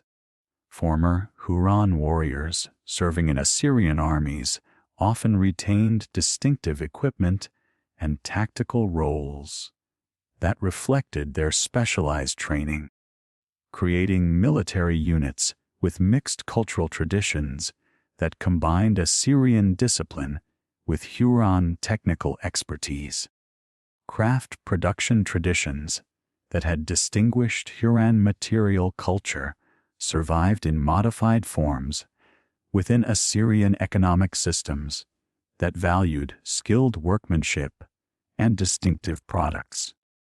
Huron textile workers continued producing fabrics with traditional patterns and techniques, though often adapting designs to meet Assyrian aesthetic preferences and market demands. Metal workers maintained specialized knowledge of bronze working and decorative techniques while incorporating Assyrian motifs and functional requirements into their products. These adaptations created hybrid craft traditions that preserve technical knowledge while serving new political and economic masters. The linguistic legacy of Huron civilization persisted in various forms despite the political collapse that ended independent Huron states. Huron personal names continued appearing in cuneiform documents from Assyrian territories, indicating that many families maintained traditional naming practices, even while adopting Adian for public and commercial purposes. Technical terminology related to horse training, agricultural practices, and craft production retained Huron elements that reflected specialized knowledge preserved within professional communities. These linguistic survivals provided evidence of cultural continuity despite political transformation. Educational institutions that had maintained Huron intellectual traditions faced severe disruption during the period of political collapse. But elements of traditional knowledge survived through informal transmission networks and adaptation to new institutional contexts. Former scribes and priests who had received traditional Huron education often found employment in Assyrian administrative systems where they contributed specialized knowledge while gradually adapting to Mesopotamian scholarly traditions. This process created hybrid intellectual traditions that preserved certain elements of Huron learning within Assyrian cultural contexts. The archaeological record from sites throughout former Mitanni territories reveals the complex processes through which Huron communities adapted to political fragmentation and foreign domination. Settlement patterns show both continuity and change, with some locations maintaining occupation under new political arrangements, while others experienced abandonment and resettlement by different populations. Material culture assemblages from this transitional period display mixing of Huron Assyrian and other cultural elements that reflect the complex social negotiations required for survival under change circumstances. The documentation of Huron cultural survival in Assyrian contexts comes primarily from administrative archives that recorded the activities of deportees and local populations serving imperial interests. These cuneiform tablets provide detailed information about individuals with Huron names working as craftsmen, scribes, military personnel, and agricultural specialists throughout the Assyrian Empire. Their careers and family histories reveal strategies for maintaining cultural identity while adapting to imperial requirements, creating patterns of cultural persistence that would influence the development of later civilizations in the region. The administrative archives from Calhoun reveal an extraordinary phenomenon that emerged during the Neo-Assyrian Empire's expansion. Rather than completely erasing Huron cultural elements from conquered territories, Assyrian administrators systematically incorporated valuable aspects of Huron civilization into imperial institutions. This process began under Adari II around 900 BCE, when Assyrian forces consolidated control over former Mitanni heartlands and discovered that effective governance required accommodation of deeply rooted local traditions. Cuneiform tablets from the royal archives document specific policies directing provincial governors to identify and preserve useful Huron practices, particularly those related to agricultural management, craft production, and military organization. The integration of Huron religious traditions into Assyrian imperial ideology represented one of the most significant cultural transformations of the Neo-Assyrian period.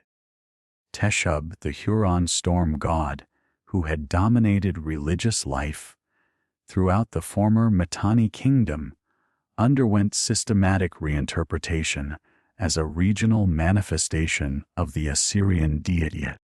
Temple inventories from Ashur dating to the reign of Tuli-Ninurta describe elaborate ceremonies that formally recognized Teshub's incorporation into the official Assyrian pantheon, while maintaining distinctive iconographic elements that preserved his Huron identity. Bronze cult statues, recovered from provincial temples, show Teshub depicted with traditional Huron attributes, including the horned crown and bull-headed mace, but positioned within architectural contexts that emphasize submission to Assyrian divine authority. Hippat, the Huron sun goddess, experienced similar transformation through identification with Ishtar in her solar aspects, creating a syncretic deity that combined Mesopotamian and Huron religious concepts. Archaeological excavations at Tel Sheikh Hamad have uncovered temple complexes dating to the 8th century BCE, where Hephaestus Ishtar received worship through rituals that blended traditional Huron solar ceremonies with Assyrian fertility rites. Ritual vessels recovered from these contexts featured decorative programs that juxtapose Huron solar discs with Assyrian 8-pointed stars, creating visual representations of the theological synthesis that characterized Neo-Assyrian religious policy. The incorporation of Huron deities into Assyrian royal ideology served specific political functions that extended beyond mere religious accommodation. Royal inscriptions from the reign of Sargon-Tilla explicitly invoke Hurrian gods as witnesses to treaty obligations and territorial arrangements, lending divine sanction to Assyrian rule over former Hurran populations. These invocations typically appeared in texts addressing audiences in former Mitanni territories, where references to familiar deities enhanced the legitimacy of Assyrian authority while demonstrating respect for local traditions. The strategic deployment of Huron religious symbolism in royal propaganda represented sophisticated understanding of the psychological dimensions of imperial control. Huron festival cycles were adapted to serve Assyrian administrative purposes while preserving elements that maintained cultural continuity for local populations. The spring planting festivals, traditionally dedicated to Kumari, the Huron grain god, continued under Assyrian rule, but incorporated ceremonies honoring Assyrian agricultural deities and celebrating imperial prosperity. Archaeological evidence from rural sites throughout the Cabo region shows the construction of festival grounds that combine traditional Huron ritual spaces with architectural elements emphasizing Assyrian imperial symbolism. These hybrid ceremonial complexes enabled the continuation of seasonal celebrations that reinforced agricultural cycles while simultaneously demonstrating submission to Assyrian authority. The artistic traditions that had flourished under Huron patronage found new expression within Neo-Assyrian palace decoration and royal commission work. Relief sculptures from Sargansseka's palace at Dur Shahukin display clear influences from Huron artistic conventions, particularly in the rendering of divine figures and mythological scenes. Huron artists working in Assyrian royal workshops contributed specialized techniques for depicting storm gods and celestial deities, creating distinctive hybrid styles that combined Mesopotamian compositional principles with Huron iconographic elements. The famous throne room relief showing the king receiving divine investiture incorporate Huron-derived motifs, including solar discs, sacred trees, and divine bulls that had originated in Mitanni royal art.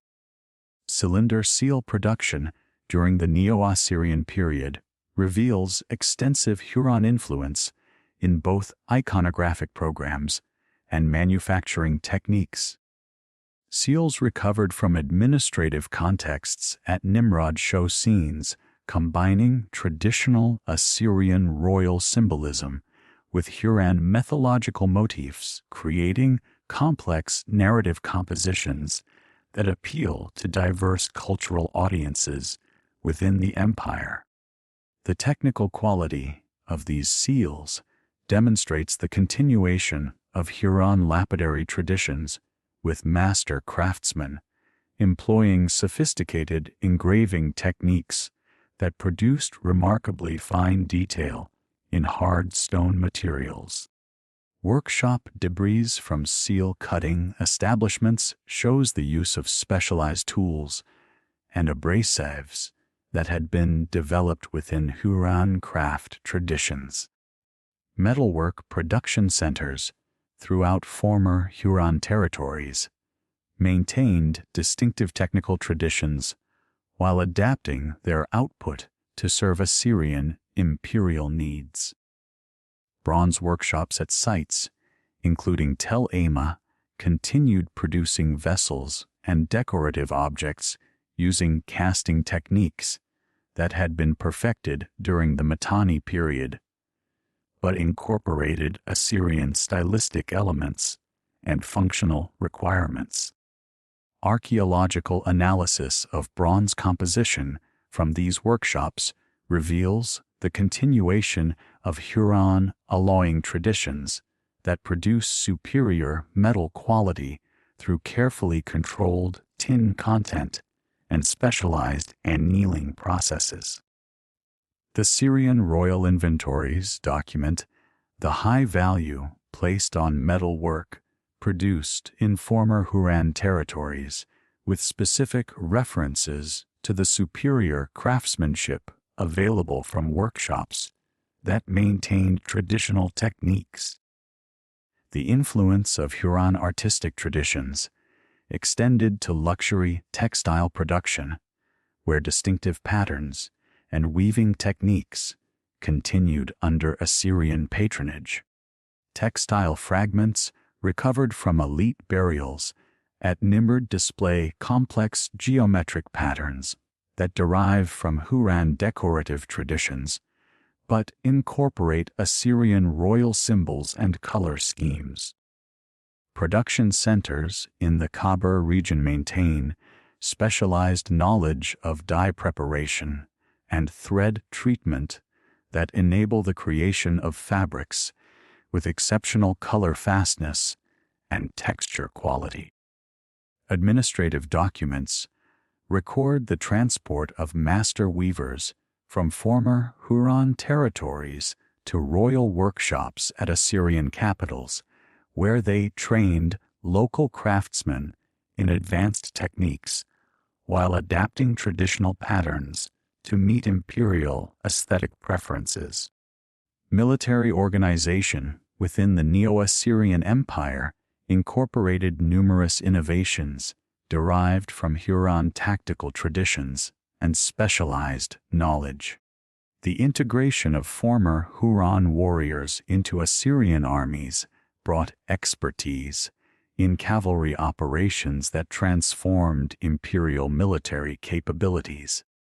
Archaeological evidence from military installations throughout the empire shows the construction of specialized facilities for horse training and cavalry equipment maintenance that employ techniques developed within Huron military traditions. Cuneiform training manuals preserved in royal archives contain detailed instructions for cavalry tactics that incorporate terminology and concepts clearly derived from Huron military practice. The development of Assyrian siege warfare techniques benefited significantly from the incorporation of Huron engineering knowledge and specialized equipment. Former Huron military engineers working within Assyrian armies contributed innovations in siege ramp construction, undermining techniques, and mobile siege equipment that enhanced imperial military effectiveness. Archaeological remains from Assyrian siege operations show evidence of construction techniques that combined traditional Mesopotamian approaches with methods that had been perfected during Huron conflicts with Hittite and Egyptian forces. The systematic documentation of siege procedures in Assyrian military manuals preserves detailed descriptions of techniques that originated within Huron military engineering traditions. Cavalry units within Assyrian armies maintained organizational structures and tactical doctrines that reflected Huron military traditions while serving imperial strategic objectives. Elite cavalry formations, recruited from former Huron territories, retained distinctive equipment, including specialized horse armor, composite bow designs, and saddle configurations that had been developed for the mounted warfare that characterized late Mitanni military practice. Training procedures for these units preserve traditional Huron methods for developing coordination between rider and mount, creating cavalry forces with capabilities that exceeded those of units trained exclusively in Mesopotamian military traditions. The incorporation of Huron horse breeding expertise into Assyrian military organization revolutionized imperial cavalry capabilities and established breeding programs that supplied high-quality mounts for military operations throughout the empire. Royal stables at Assyrian capitals employed former Huron horse trainers who maintained detailed breeding records and training protocols that had been developed over centuries of Huron equestrian practice. Archaeological evidence from stable complexes shows the construction of specialized facilities designed according to Huron architectural principles for optimal horse care and training effectiveness. Intelligence gathering techniques employed by Assyrian military forces incorporated methods that had been developed within Huron diplomatic and military traditions for monitoring enemy activities and assessing tactical situations. Former Huron officials serving in Assyrian administrative positions contributed knowledge of regional geography, population distribution, and political relationships that enhanced imperial intelligence capabilities. The systematic documentation of this intelligence in ununiform archives reveals the continuation of information gathering techniques that had been perfected during the complex diplomatic relationships that characterized the Mitanni period.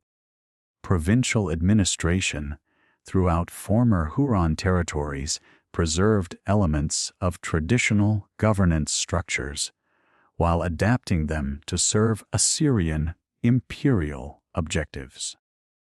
Local administrative positions continue to be filled by individuals with Huron cultural backgrounds who possessed essential knowledge of regional conditions, languages, and customs necessary for effective governance. These officials served as cultural intermediaries who facilitated the implementation of imperial policies while maintaining connections with local populations that enhanced administrative effectiveness. Cuneiform archives from provincial centers document the complex negotiations required to balance imperial requirements with local traditions and expectations. Archaeological investigations at rural settlements throughout the Kabu Triangle have revealed remarkable continuity in material culture traditions. Despite the political transformations that accompanied Assyrian conquest, pottery production at village sites maintained traditional Huron forms and decorative techniques, while gradually incorporating elements that reflected changed political circumstances. Household assemblages from excavated sites show the continuation of traditional domestic practices, including food preparation methods, storage techniques, and craft production activities that preserved cultural identity within the framework of imperial administration. Settlement patterns in former Huron territories display both continuity and adaptation as communities adjusted to the requirements of Assyrian rule while maintaining essential elements of traditional social organization. Many villages that had existed during the Mitanni period continued occupation under Assyrian administration, but archaeological evidence shows modifications in defensive arrangements and public buildings that reflected changed political relationships. New settlements established during the Neo-Assyrian period often incorporated planning principles derived from both Assyrian and Huron urban design traditions, creating hybrid community layouts that served imperial administrative needs while accommodating local cultural preferences. Religious practices at the village level preserve significant elements of traditional Huron worship while adapting to the syncretic religious policies promoted by Assyrian administrators. Local shrines continued to serve community religious needs, but archaeological evidence shows the addition of Assyrian religious symbols and the modification of traditional ritual spaces to accommodate imperial religious requirements. Votive offerings recovered from these contexts display mixing of traditional Huron religious objects with items that reflect Assyrian religious influence, creating material assemblages that document the complex process of religious adaptation and cultural survival. Economic activities in rural areas maintain traditional patterns, focused on agricultural production and pastoral activities, but adapted to meet the tribute obligations and market opportunities created by integration into the Assyrian imperial system. Archaeological analysis of agricultural tools and storage facilities shows the continuation of traditional farming techniques while incorporating improvements that enhance productivity and efficiency. Pastoral activities continue to play important roles in local economies, with evidence suggesting that traditional transhumance patterns were maintained despite political changes that might have disrupted seasonal movement patterns. Craft production in rural settlements preserved traditional techniques and product types while adapting output to serve both local needs and imperial market demands. Pottery workshops continued producing vessels for local consumption using traditional forms and decorative techniques. But archaeological evidence shows the gradual incorporation of new forms and decorative elements that reflected changing cultural influences. Textile production maintained traditional patterns and techniques while adapting to incorporate new materials and designs that reflected the broader cultural exchanges facilitated by imperial trade networks. The transmission of Hurrian cultural elements through Neo-Assyrian administrative networks created conduits for influence that extended far beyond the immediate territories of the former Mitanni kingdom. Archaeological evidence from sites throughout the Assyrian Empire reveals the systematic dissemination of Huron mythological concepts, technological innovations, and linguistic elements that would profoundly shape the development of ancient Near Eastern civilization. Cuneiform tablets from the Royal Library at Nineveh contain extensive collections of Huron mythological texts that have been translated into Adian and incorporated into the broader corpus of Mesopotamian literature, ensuring their preservation and transmission to subsequent civilizations. The mythological traditions that emerged from Huron religious thought provided foundational narratives that influenced the development of creation myths, divine genealogies, and cosmic order concepts throughout the ancient Near East. The Huron creation epic, preserved in fragmentary form on tablets from Hattusa and Ugarit, presents a complex cosmological system in which successive generations of gods struggle for supremacy over the universe. This narrative framework, featuring themes of divine succession, cosmic conflict, and the establishment of universal order, provided structural models that influenced the composition of later Mesopotamian epics. including the Enuma Elish and elements of the Gilgamesh cycle.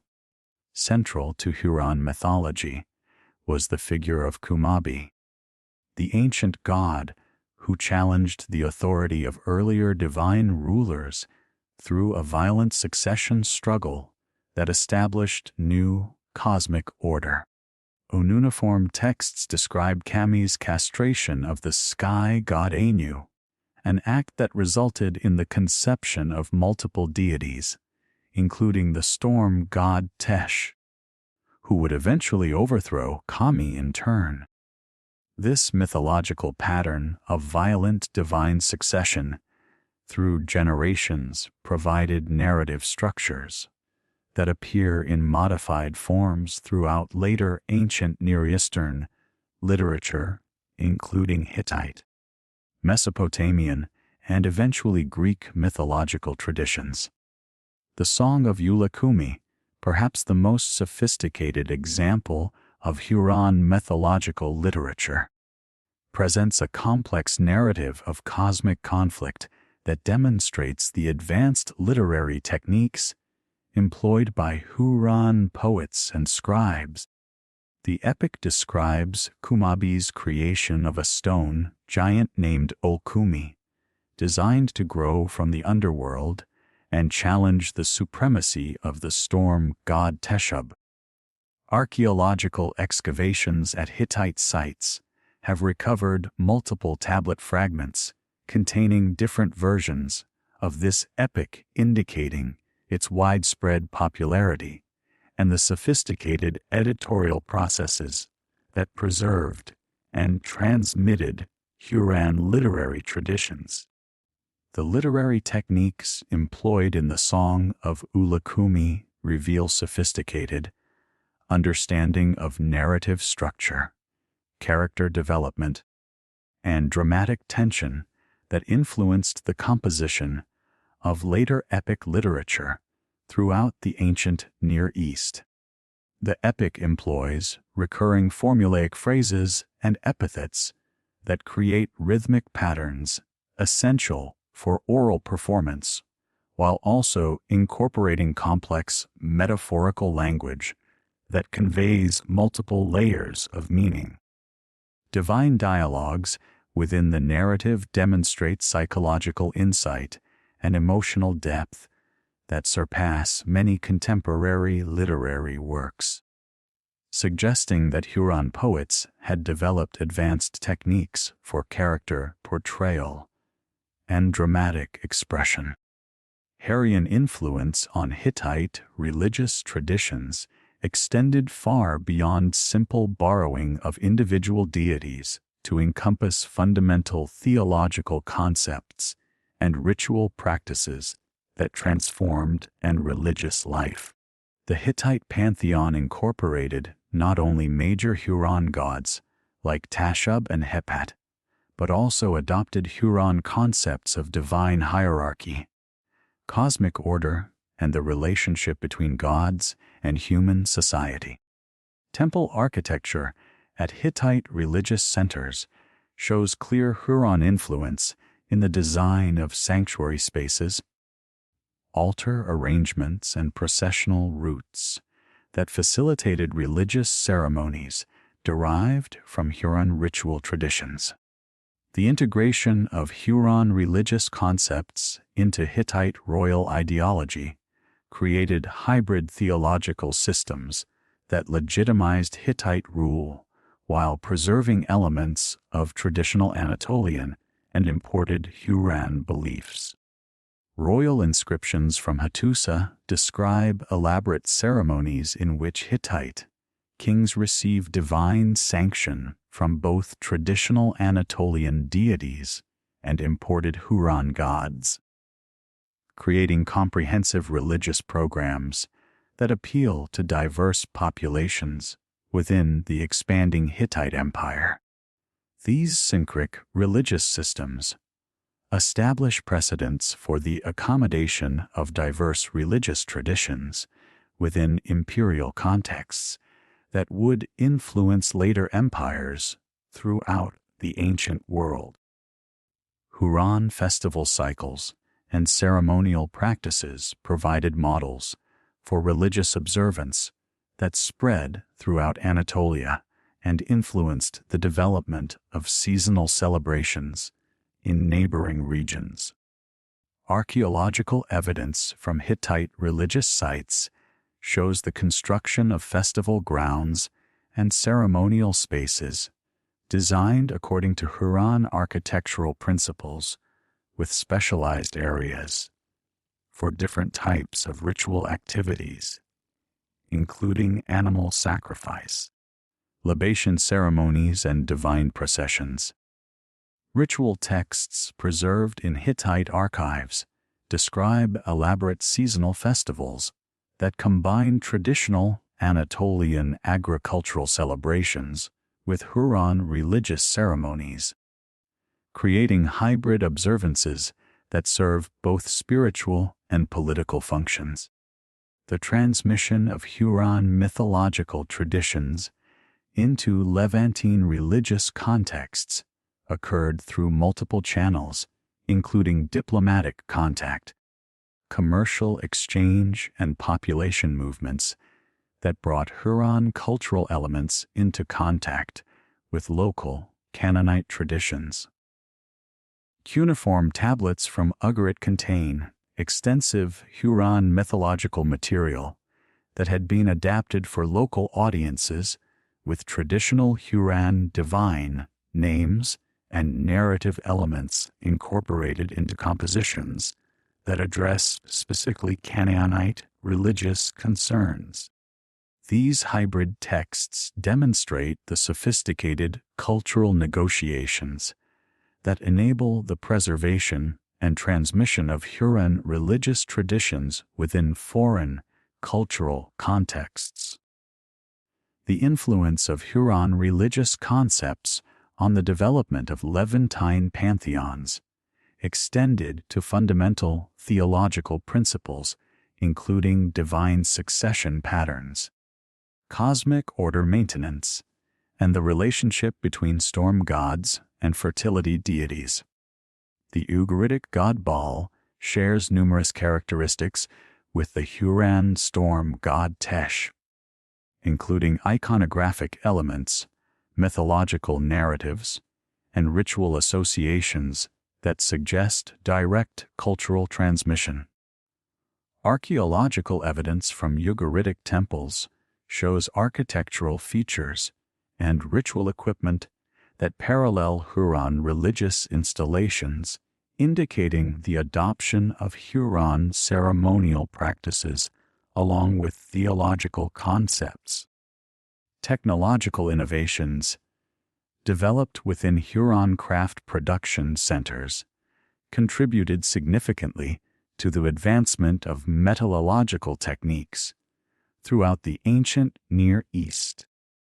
Hurry and bronzework methods, characterized by sophisticated alloying techniques and specialized casting procedures, influence metal production in regions extending from Anatolia to the Levant. Archaeological analysis of bronze artifacts from sites throughout this region reveals the adoption of Hurran techniques for controlling tin content, achieving optimal hardness through heat treatment and creating complex decorative effects through surface manipulation and inlay work. The development of advanced bronzework techniques within Hurran workshops involved sophisticated understanding of metallurgical principles that enabled the production of superior weapons, tools, and decorative objects. Hurran smiths perfected methods for achieving consistent alloy composition through careful temperature control and raw material preparation, creating bronze products with predictable characteristics that met specific functional requirements. Analysis of slag deposits and crucible fragments from Hurran metal working sites reveals the use of specialized furnace designs and atmospheric control techniques that maximized efficiency while minimizing fuel consumption and material waste. Huron innovations in decorative metal work included the development of sophisticated inlay techniques that combined different metals and materials to create complex visual effects. Archaeological specimens from Huron context show bronze objects decorated with silver and gold inlay work that required precise cutting of decorative channels, careful fitting of contrasting materials, and specialized joining techniques that created permanent bonds between different metals. These decorative techniques influenced the development of luxury metalwork throughout the ancient Near East, with Huron-trained craftsmen transmitting specialized knowledge to workshops in distant regions. The influence of Huron textile production techniques extended throughout the ancient Near East through the activities of skilled weavers who transmitted advanced methods for fiber preparation, dyeing, and fabric construction. Huron innovations in wool processing included specialized techniques for cleaning, combing, and spinning that produced thread with superior strength and consistency. Archaeological evidence from textile production sites shows the use of sophisticated equipment, including weighted looms, specialized spindles, and dyeing vats that enable the creation of fabrics with complex patterns and vibrant colors that commanded premium prices. In international markets, Hurrian contributions to ceramic technology included the development of advanced firing techniques and decorative methods that influenced pottery production throughout the region. Hurry and potters perfected controlled atmosphere firing that produced ceramics with consistent color and superior strength, while also developing specialized glazing techniques that created decorative surfaces with distinctive visual characteristics. Archaeological analysis of Huron pottery reveals sophisticated understanding of clay preparation, temper selection, and kiln design that enabled the mass production of high-quality vessels for both utilitarian and ceremonial purposes. The linguistic legacy of Huron civilization permeated the languages of the ancient Near East through extensive borrowing of vocabulary, grammatical structures, and idiomatic expressions that reflected cultural contact and technological transfer. Adian, the lingua franca of ancient Near Eastern diplomacy and commerce, incorporated hundreds of Huron loan words that documented the transmission of specialized knowledge in areas including agriculture, crafts, military technology, and religious practice. These linguistic borrowings provide detailed evidence for the specific areas of Huron cultural influence and the mechanisms through which knowledge transfer occurred. Huron loanwords in Adian texts reveal the extent to which Huron technological innovations and cultural practices influenced Mesopotamian civilization. Terms related to horse training, chariot construction, and cavalry tactics derived from Huron originals, documenting the transmission of military innovations that transformed ancient Near Eastern warfare. Similarly, vocabulary related to metallurgy, textile production, and agricultural techniques preserves evidence of Huron contributions to economic and technological development throughout the region. The influence of Huron on Hittite language extended far beyond simple vocabulary borrowing to include grammatical structures, syntactic patterns, and idiomatic expressions that fundamentally altered the character of Anatolian linguistic traditions. Hittite texts contain extensive Huron passages that were preserved without translation, indicating that educated Hittites were expected to understand Huron language and literature as essential components of cultural literacy. This bilingual literary tradition created opportunities for the preservation and transmission of Hurrian cultural materials that might otherwise have been lost during periods of political upheaval. Hebrew and other Northwest Semitic languages incorporated Huron elements through various channels, including direct contact with Huron populations, transmission through Adian intermediaries, and cultural exchange facilitated by commercial and diplomatic relationships. Hurry and personal names appear frequently in Hebrew biblical texts, often in contexts that suggest their bearers held positions of authority or specialized knowledge that reflected their cultural background.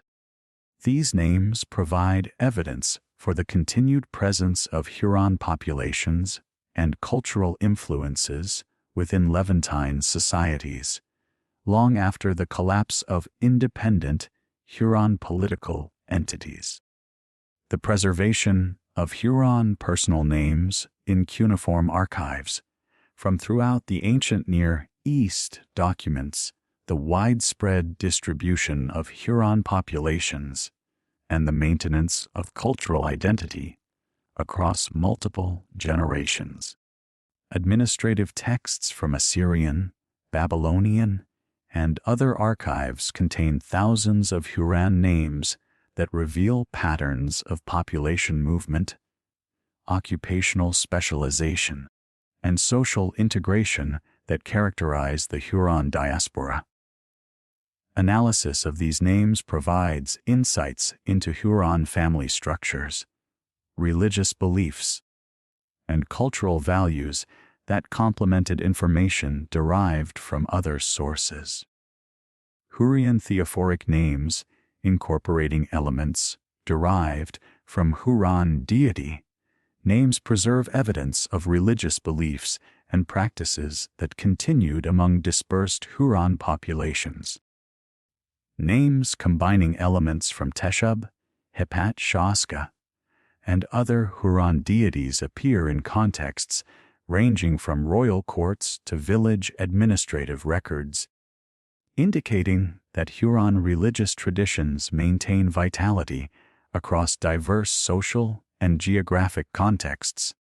The continued use of these names across multiple generations suggests that Huron religious identity remained important for many families despite political changes and cultural pressures that encouraged assimilation. Professional names and titles preserved in Huron form within foreign administrative contexts document the recognition of Huron expertise in specialized fields, including military service, craft production, and administrative functions. Cuneiform texts frequently identify individuals by their Huron professional titles, indicating that these designations carried specific meaning and prestige that warranted preservation even within foreign cultural contexts. This pattern suggests that Huron professional traditions maintained distinct characteristics that were valued by foreign employers and administrators. The geographic distribution of preserved Huron names reveals patterns of population movement and cultural influence that extended from Anatolia to the Levant and from the Caucasus to southern Mesopotamia. Concentrations of Huron names in specific regions often correlate with historical evidence for Huron political control or cultural influence. providing independent confirmation of textual and archaeological evidence for Huron presence. The persistence of these names across multiple centuries indicates that Hurrian cultural identity remained viable despite political fragmentation and foreign domination. Linguistic analysis of Huron loanwords in various ancient Near Eastern languages reveals the specific semantic fields in which Huron cultural influence was most pronounced. Technical terminology related to specialized crafts, military equipment, and religious practices shows particularly heavy Huron influence, suggesting that these areas represented distinctive Huron contributions to regional cultural development. The preservation of Huron terms for concepts that already had native equivalents in borrowing languages indicates that Huron practices or technologies were considered superior or distinctive enough to warrant the adoption of foreign terminology. The morphological adaptation of Huron loan words within recipient languages provides evidence for the mechanisms and chronology of cultural transmission. Early borrowings often preserve Huron phonological and morphological characteristics that were later modified to conform to the sound systems and grammatical patterns of recipient languages. These linguistic changes document the gradual integration of Huron cultural elements into foreign contexts and the time periods during which intensive cultural contact occurred. Comparative analysis of Hurry and linguistic influence across multiple recipient languages reveals both common patterns and regional variations that reflect different types of cultural contact and transmission mechanisms. Languages that borrowed extensively from Huron in military and technological domains often show different patterns of influence than those that incorporated primarily religious or administrative terminology. These variations provide insights into the specific types of cultural relationships that facilitated linguistic borrowing and the social contexts in which Huron cultural influence was most pronounced. The systematic archaeological investigation of Hurrian sites began in earnest during the early 20th century, when European and American expeditions recognized that the numerous tells scattered across northern Syria and southeastern Turkey contained evidence of a previously unknown ancient civilization.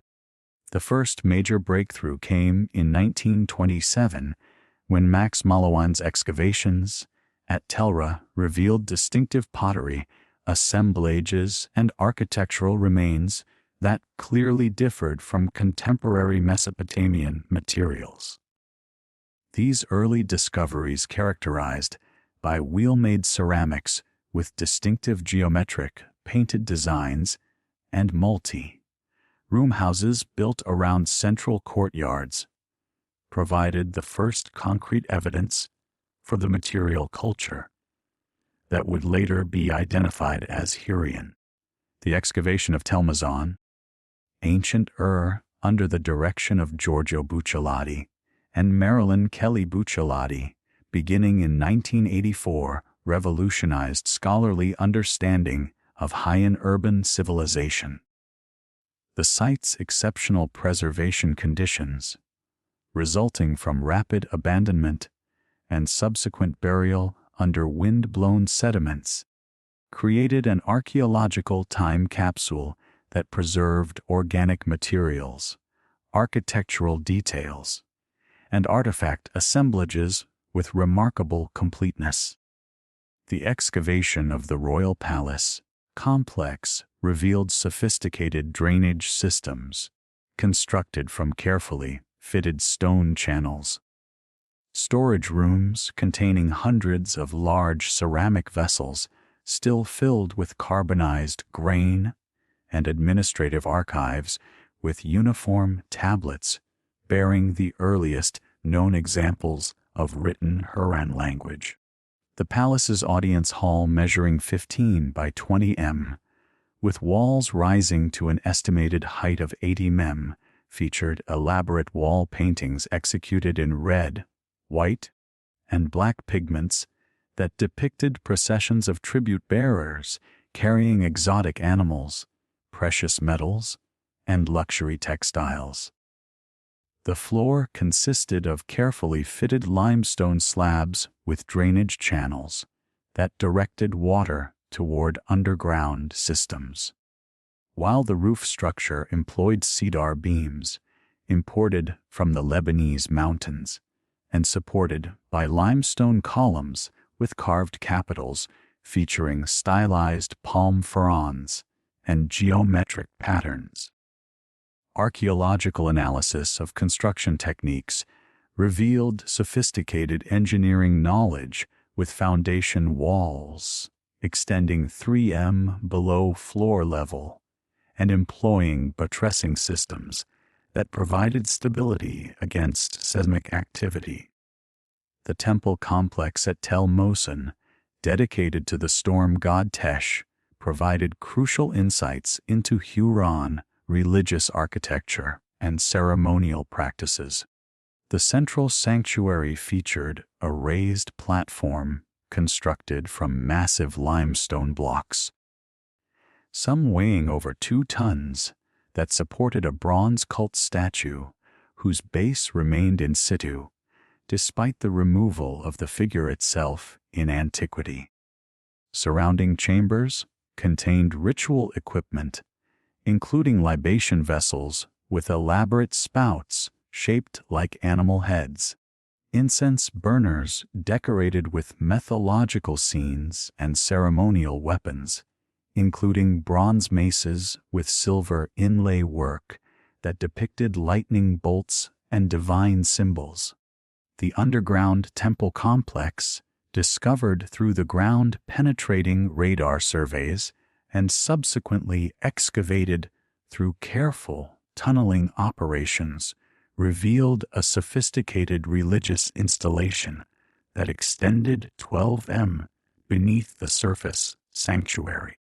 Stone-lined chambers, connected by narrow corridors, contained ritual deposits including animal bones from sacrificial ceremonies, ceramic vessels filled with offerings of grain and oil and votive objects, including miniature bronze weapons and jewelry that had been dedicated to the deity.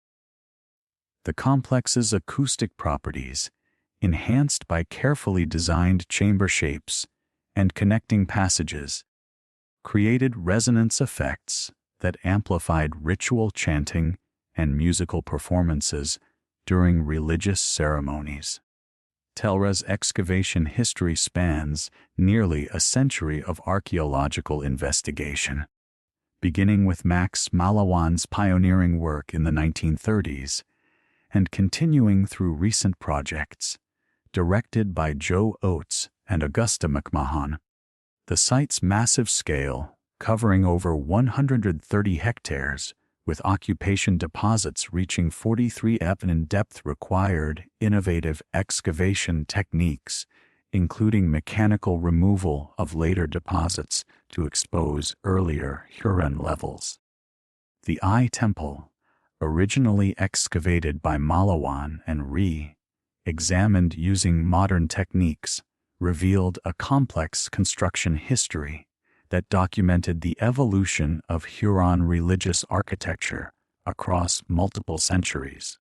The temple's votive deposits contain thousands of carved stone eye idols that gave the structure its modern name, along with elaborate cylinder seals, precious metal objects, and exotic materials including lapis lazuli from Afghanistan and carnelian from the Indus Valley.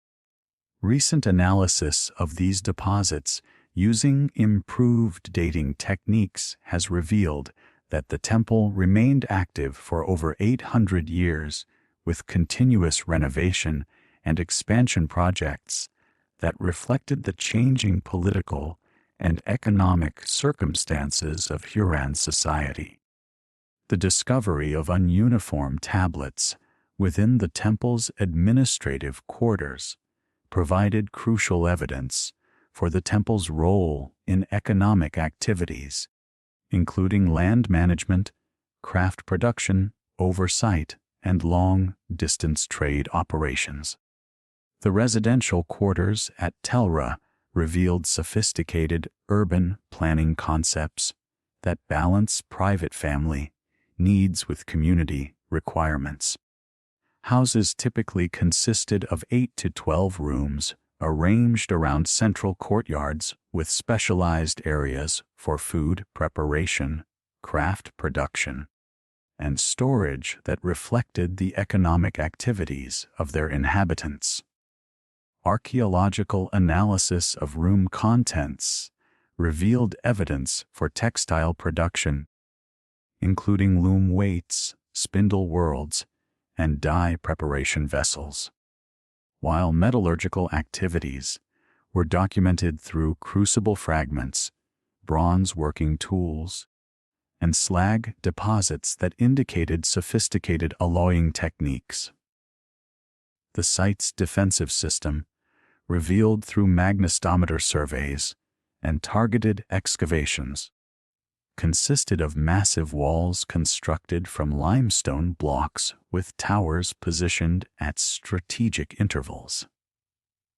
The main gate complex featured elaborate architectural decoration, including relief sculptures depicting mythological creatures and royal figures that proclaimed the city's power and divine protection.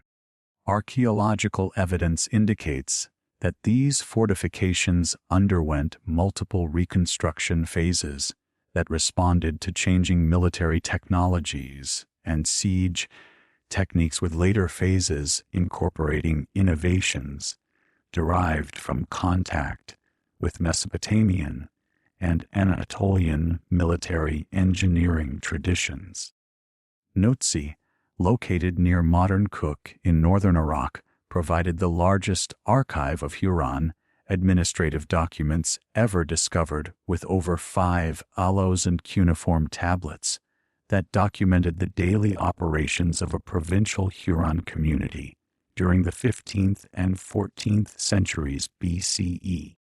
The tablets discovered during excavations conducted by Edward Chiera and Robert Pfeiffer between 1925 and 1931 revealed sophisticated legal and economic systems that governed land ownership, commercial transactions, family relationships, and community obligations within Huron society.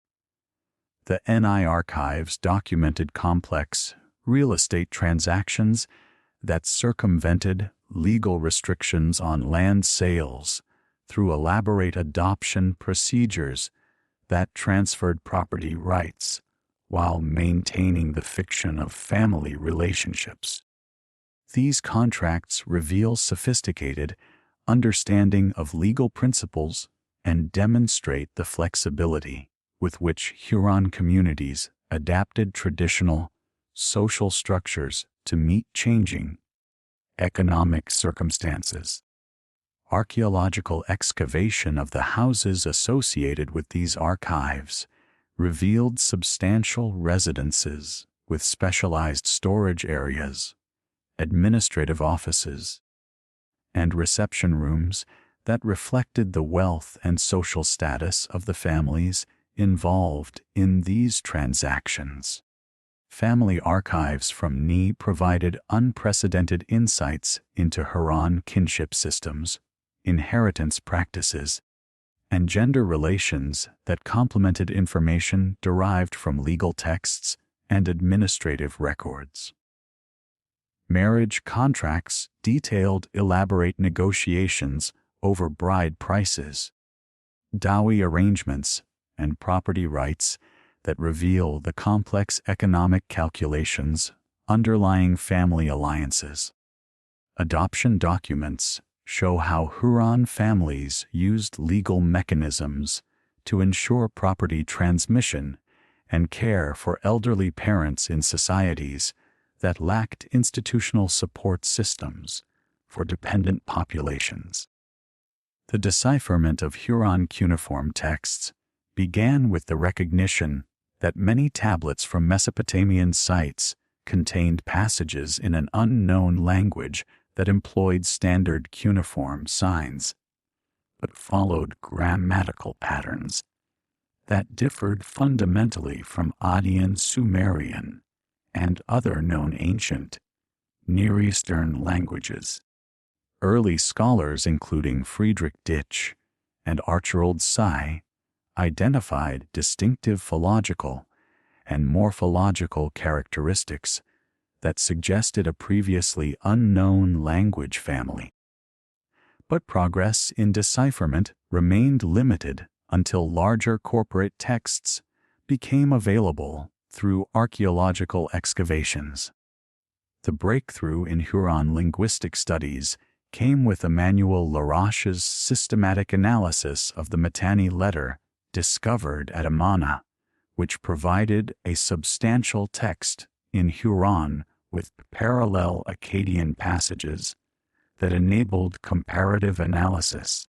Laroche's identification of Huron grammatical patterns, including the ergative case system and complex verbal morphology, established the foundation for subsequent decipherment efforts.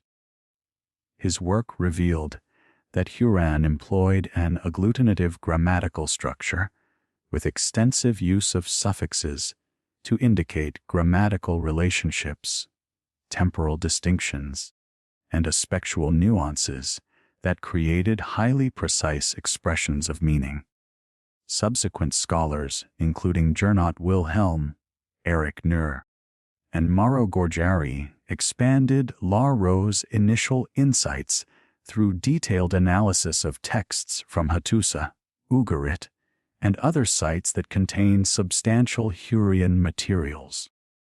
Their work revealed the sophisticated literary traditions that had developed within Huron culture, including epic poetry, religious hymns, and ritual texts that demonstrated advanced techniques for oral performance and written preservation.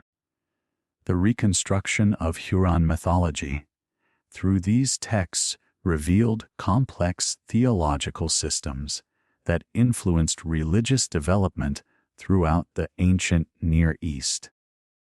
The grammatical analysis of Huron revealed distinctive features that distinguished it from all other known ancient languages, while providing insights into the cognitive patterns and worldview of Huron speakers. The ergative case system marked the subjects of transitive verbs differently from the subjects of intransitive verbs, creating grammatical distinctions that emphasize the agency relationships between participants and described actions. This system, relatively rare among ancient Near Eastern languages, suggests that Huron speakers conceptualized action and causation in ways that differed from speakers of Akkadian, Hebrew, and other regional languages. Her and verbal morphology incorporated complex systems of aspectual marking that indicated not only the temporal relationships of described actions, but also the speaker's evidential relationship to reported events. Verbal forms distinguish between actions witnessed directly by the speaker, events reported by reliable sources, and situations inferred from available evidence, creating grammatical structures that embedded epistemological distinctions within normal discourse. These features suggest sophisticated philosophical concepts regarding knowledge, truth, and the reliability of information that influenced Huron approaches to historical recording and legal testimony. The reconstruction of Huron vocabulary through comparative analysis of texts from multiple sites revealed extensive borrowing relationships with neighboring languages, while also preserving distinctive terminology that reflected unique cultural practices and technological innovations. Huron religious vocabulary included numerous terms for ritual activities, divine attributes, and ceremonial objects that had no direct equivalents in other ancient Near Eastern languages, suggesting distinctive religious practices that contributed novel elements to regional spiritual traditions. Similarly, technical vocabulary related to metallurgy, textile production, and agricultural practices preserved evidence for Huron innovations that influenced technological development throughout the region. Modern scholarly reassessment of Huron political significance as fundamentally revised earlier interpretations that viewed the Hurons as peripheral players in ancient Near Eastern politics. Archaeological evidence from major Huron sites demonstrates that Hurrian kingdoms controlled extensive territories, maintained sophisticated administrative systems, and exercised decisive influence over regional political developments during crucial periods of ancient Near Eastern history. The recognition of Mitanni as a major power that negotiated as an equal with Egypt to Syria and the Hittite Empire has transformed scholarly understanding of the multipolar political system that characterized the Late Bronze Age. The political organization of Huron states revealed sophisticated governmental structures that combined traditional tribal leadership patterns with innovations derived from contact with Mesopotamian and other urban civilizations.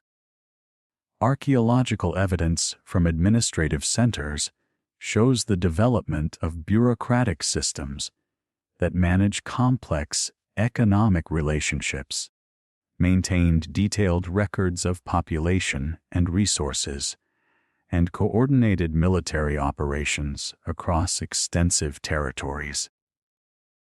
These governmental innovations influenced political development throughout the region and provided models for later empires that sought to govern diverse populations across large geographic areas.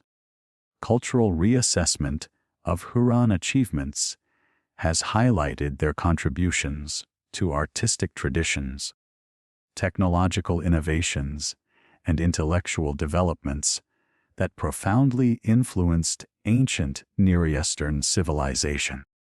Huron artistic styles, characterized by distinctive iconographic programs and sophisticated technical execution, influenced the development of royal art throughout the region and provided models for the representation of divine authority and cosmic order that appeared in various cultural contexts.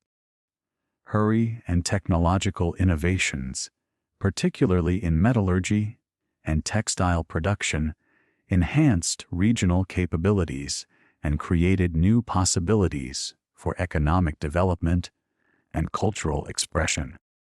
Contemporary scholarly debates regarding Huron ethnogenesis focus on the complex processes through which Huron cultural identity emerged from interactions between indigenous populations and various immigrant groups that arrived in northern Mesopotamia during the 3rd millennium BCE.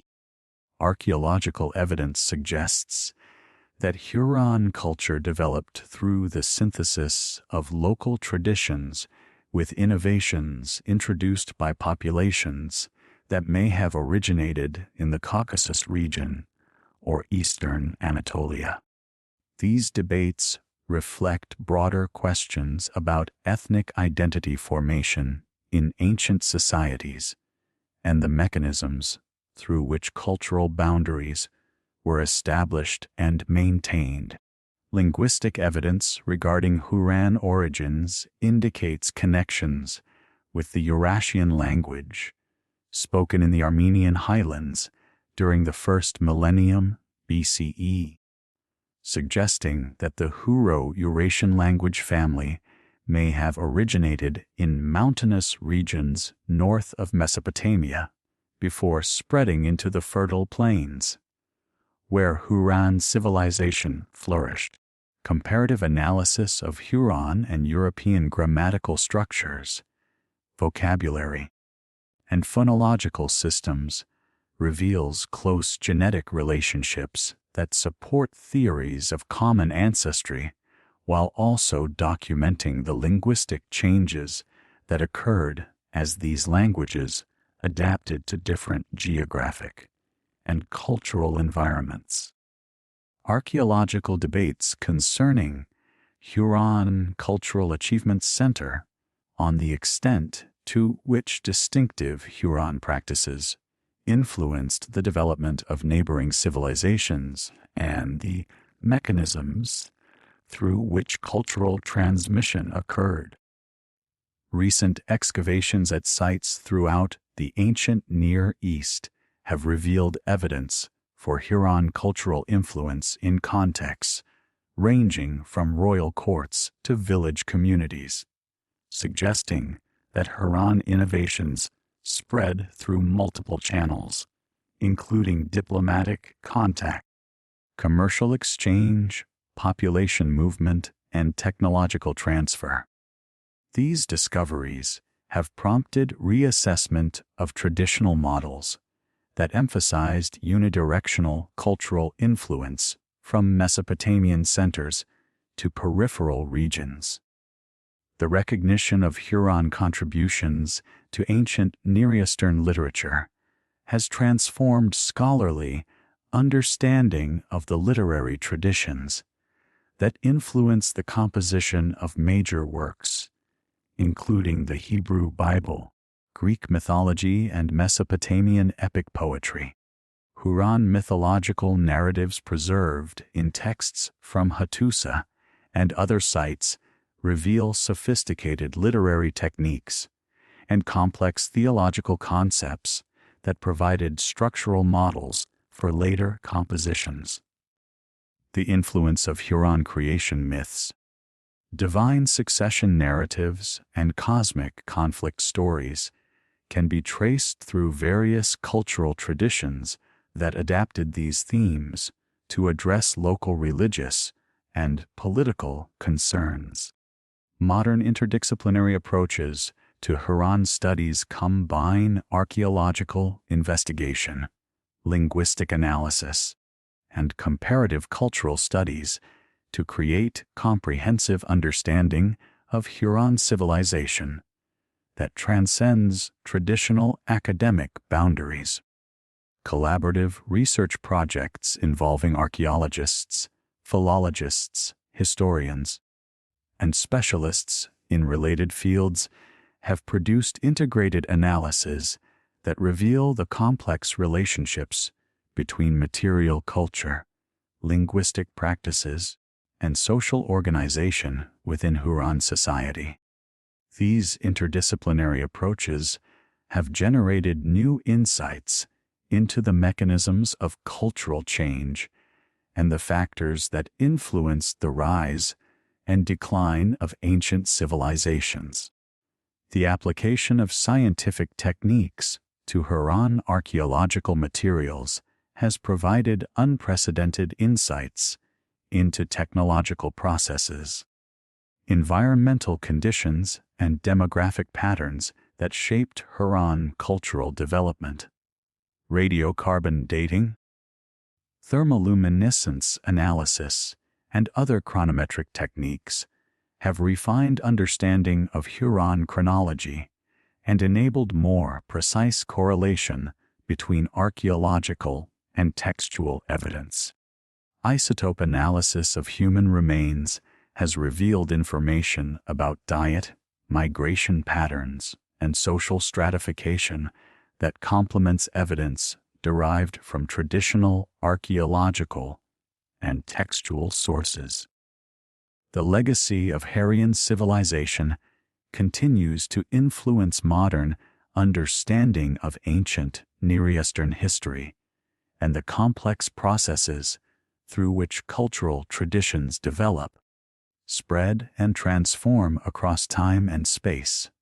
The recognition of Huron contributions to art, literature, technology, and political organization has enriched scholarly appreciation for the diversity and sophistication of ancient civilizations, while also highlighting the interconnected nature of cultural development in the ancient world. As archaeological investigation continues and new texts are discovered and deciphered, our understanding of Huron civilization will undoubtedly continue to evolve, revealing new insights into one of the ancient world's most remarkable and influential cultures. The Hurons. From their emergence in the fertile valleys of northern Mesopotamia to their ultimate integration into the great empires that succeeded them, represent a civilization whose influence extended far beyond their political boundaries and temporal existence. Their innovations in warfare, diplomacy, religion, and culture provided foundational elements that shaped the development of the ancient Near East for millennia. While the independent Huron kingdoms eventually disappeared from the political landscape, their cultural legacy persisted through the institutions, traditions, and ideas they contributed to the broader tapestry of human civilization, ensuring that their remarkable achievements would continue to influence the development of human society long after their cities had fallen silent and their languages had ceased to be spoken in the marketplaces and temples where they once flourished.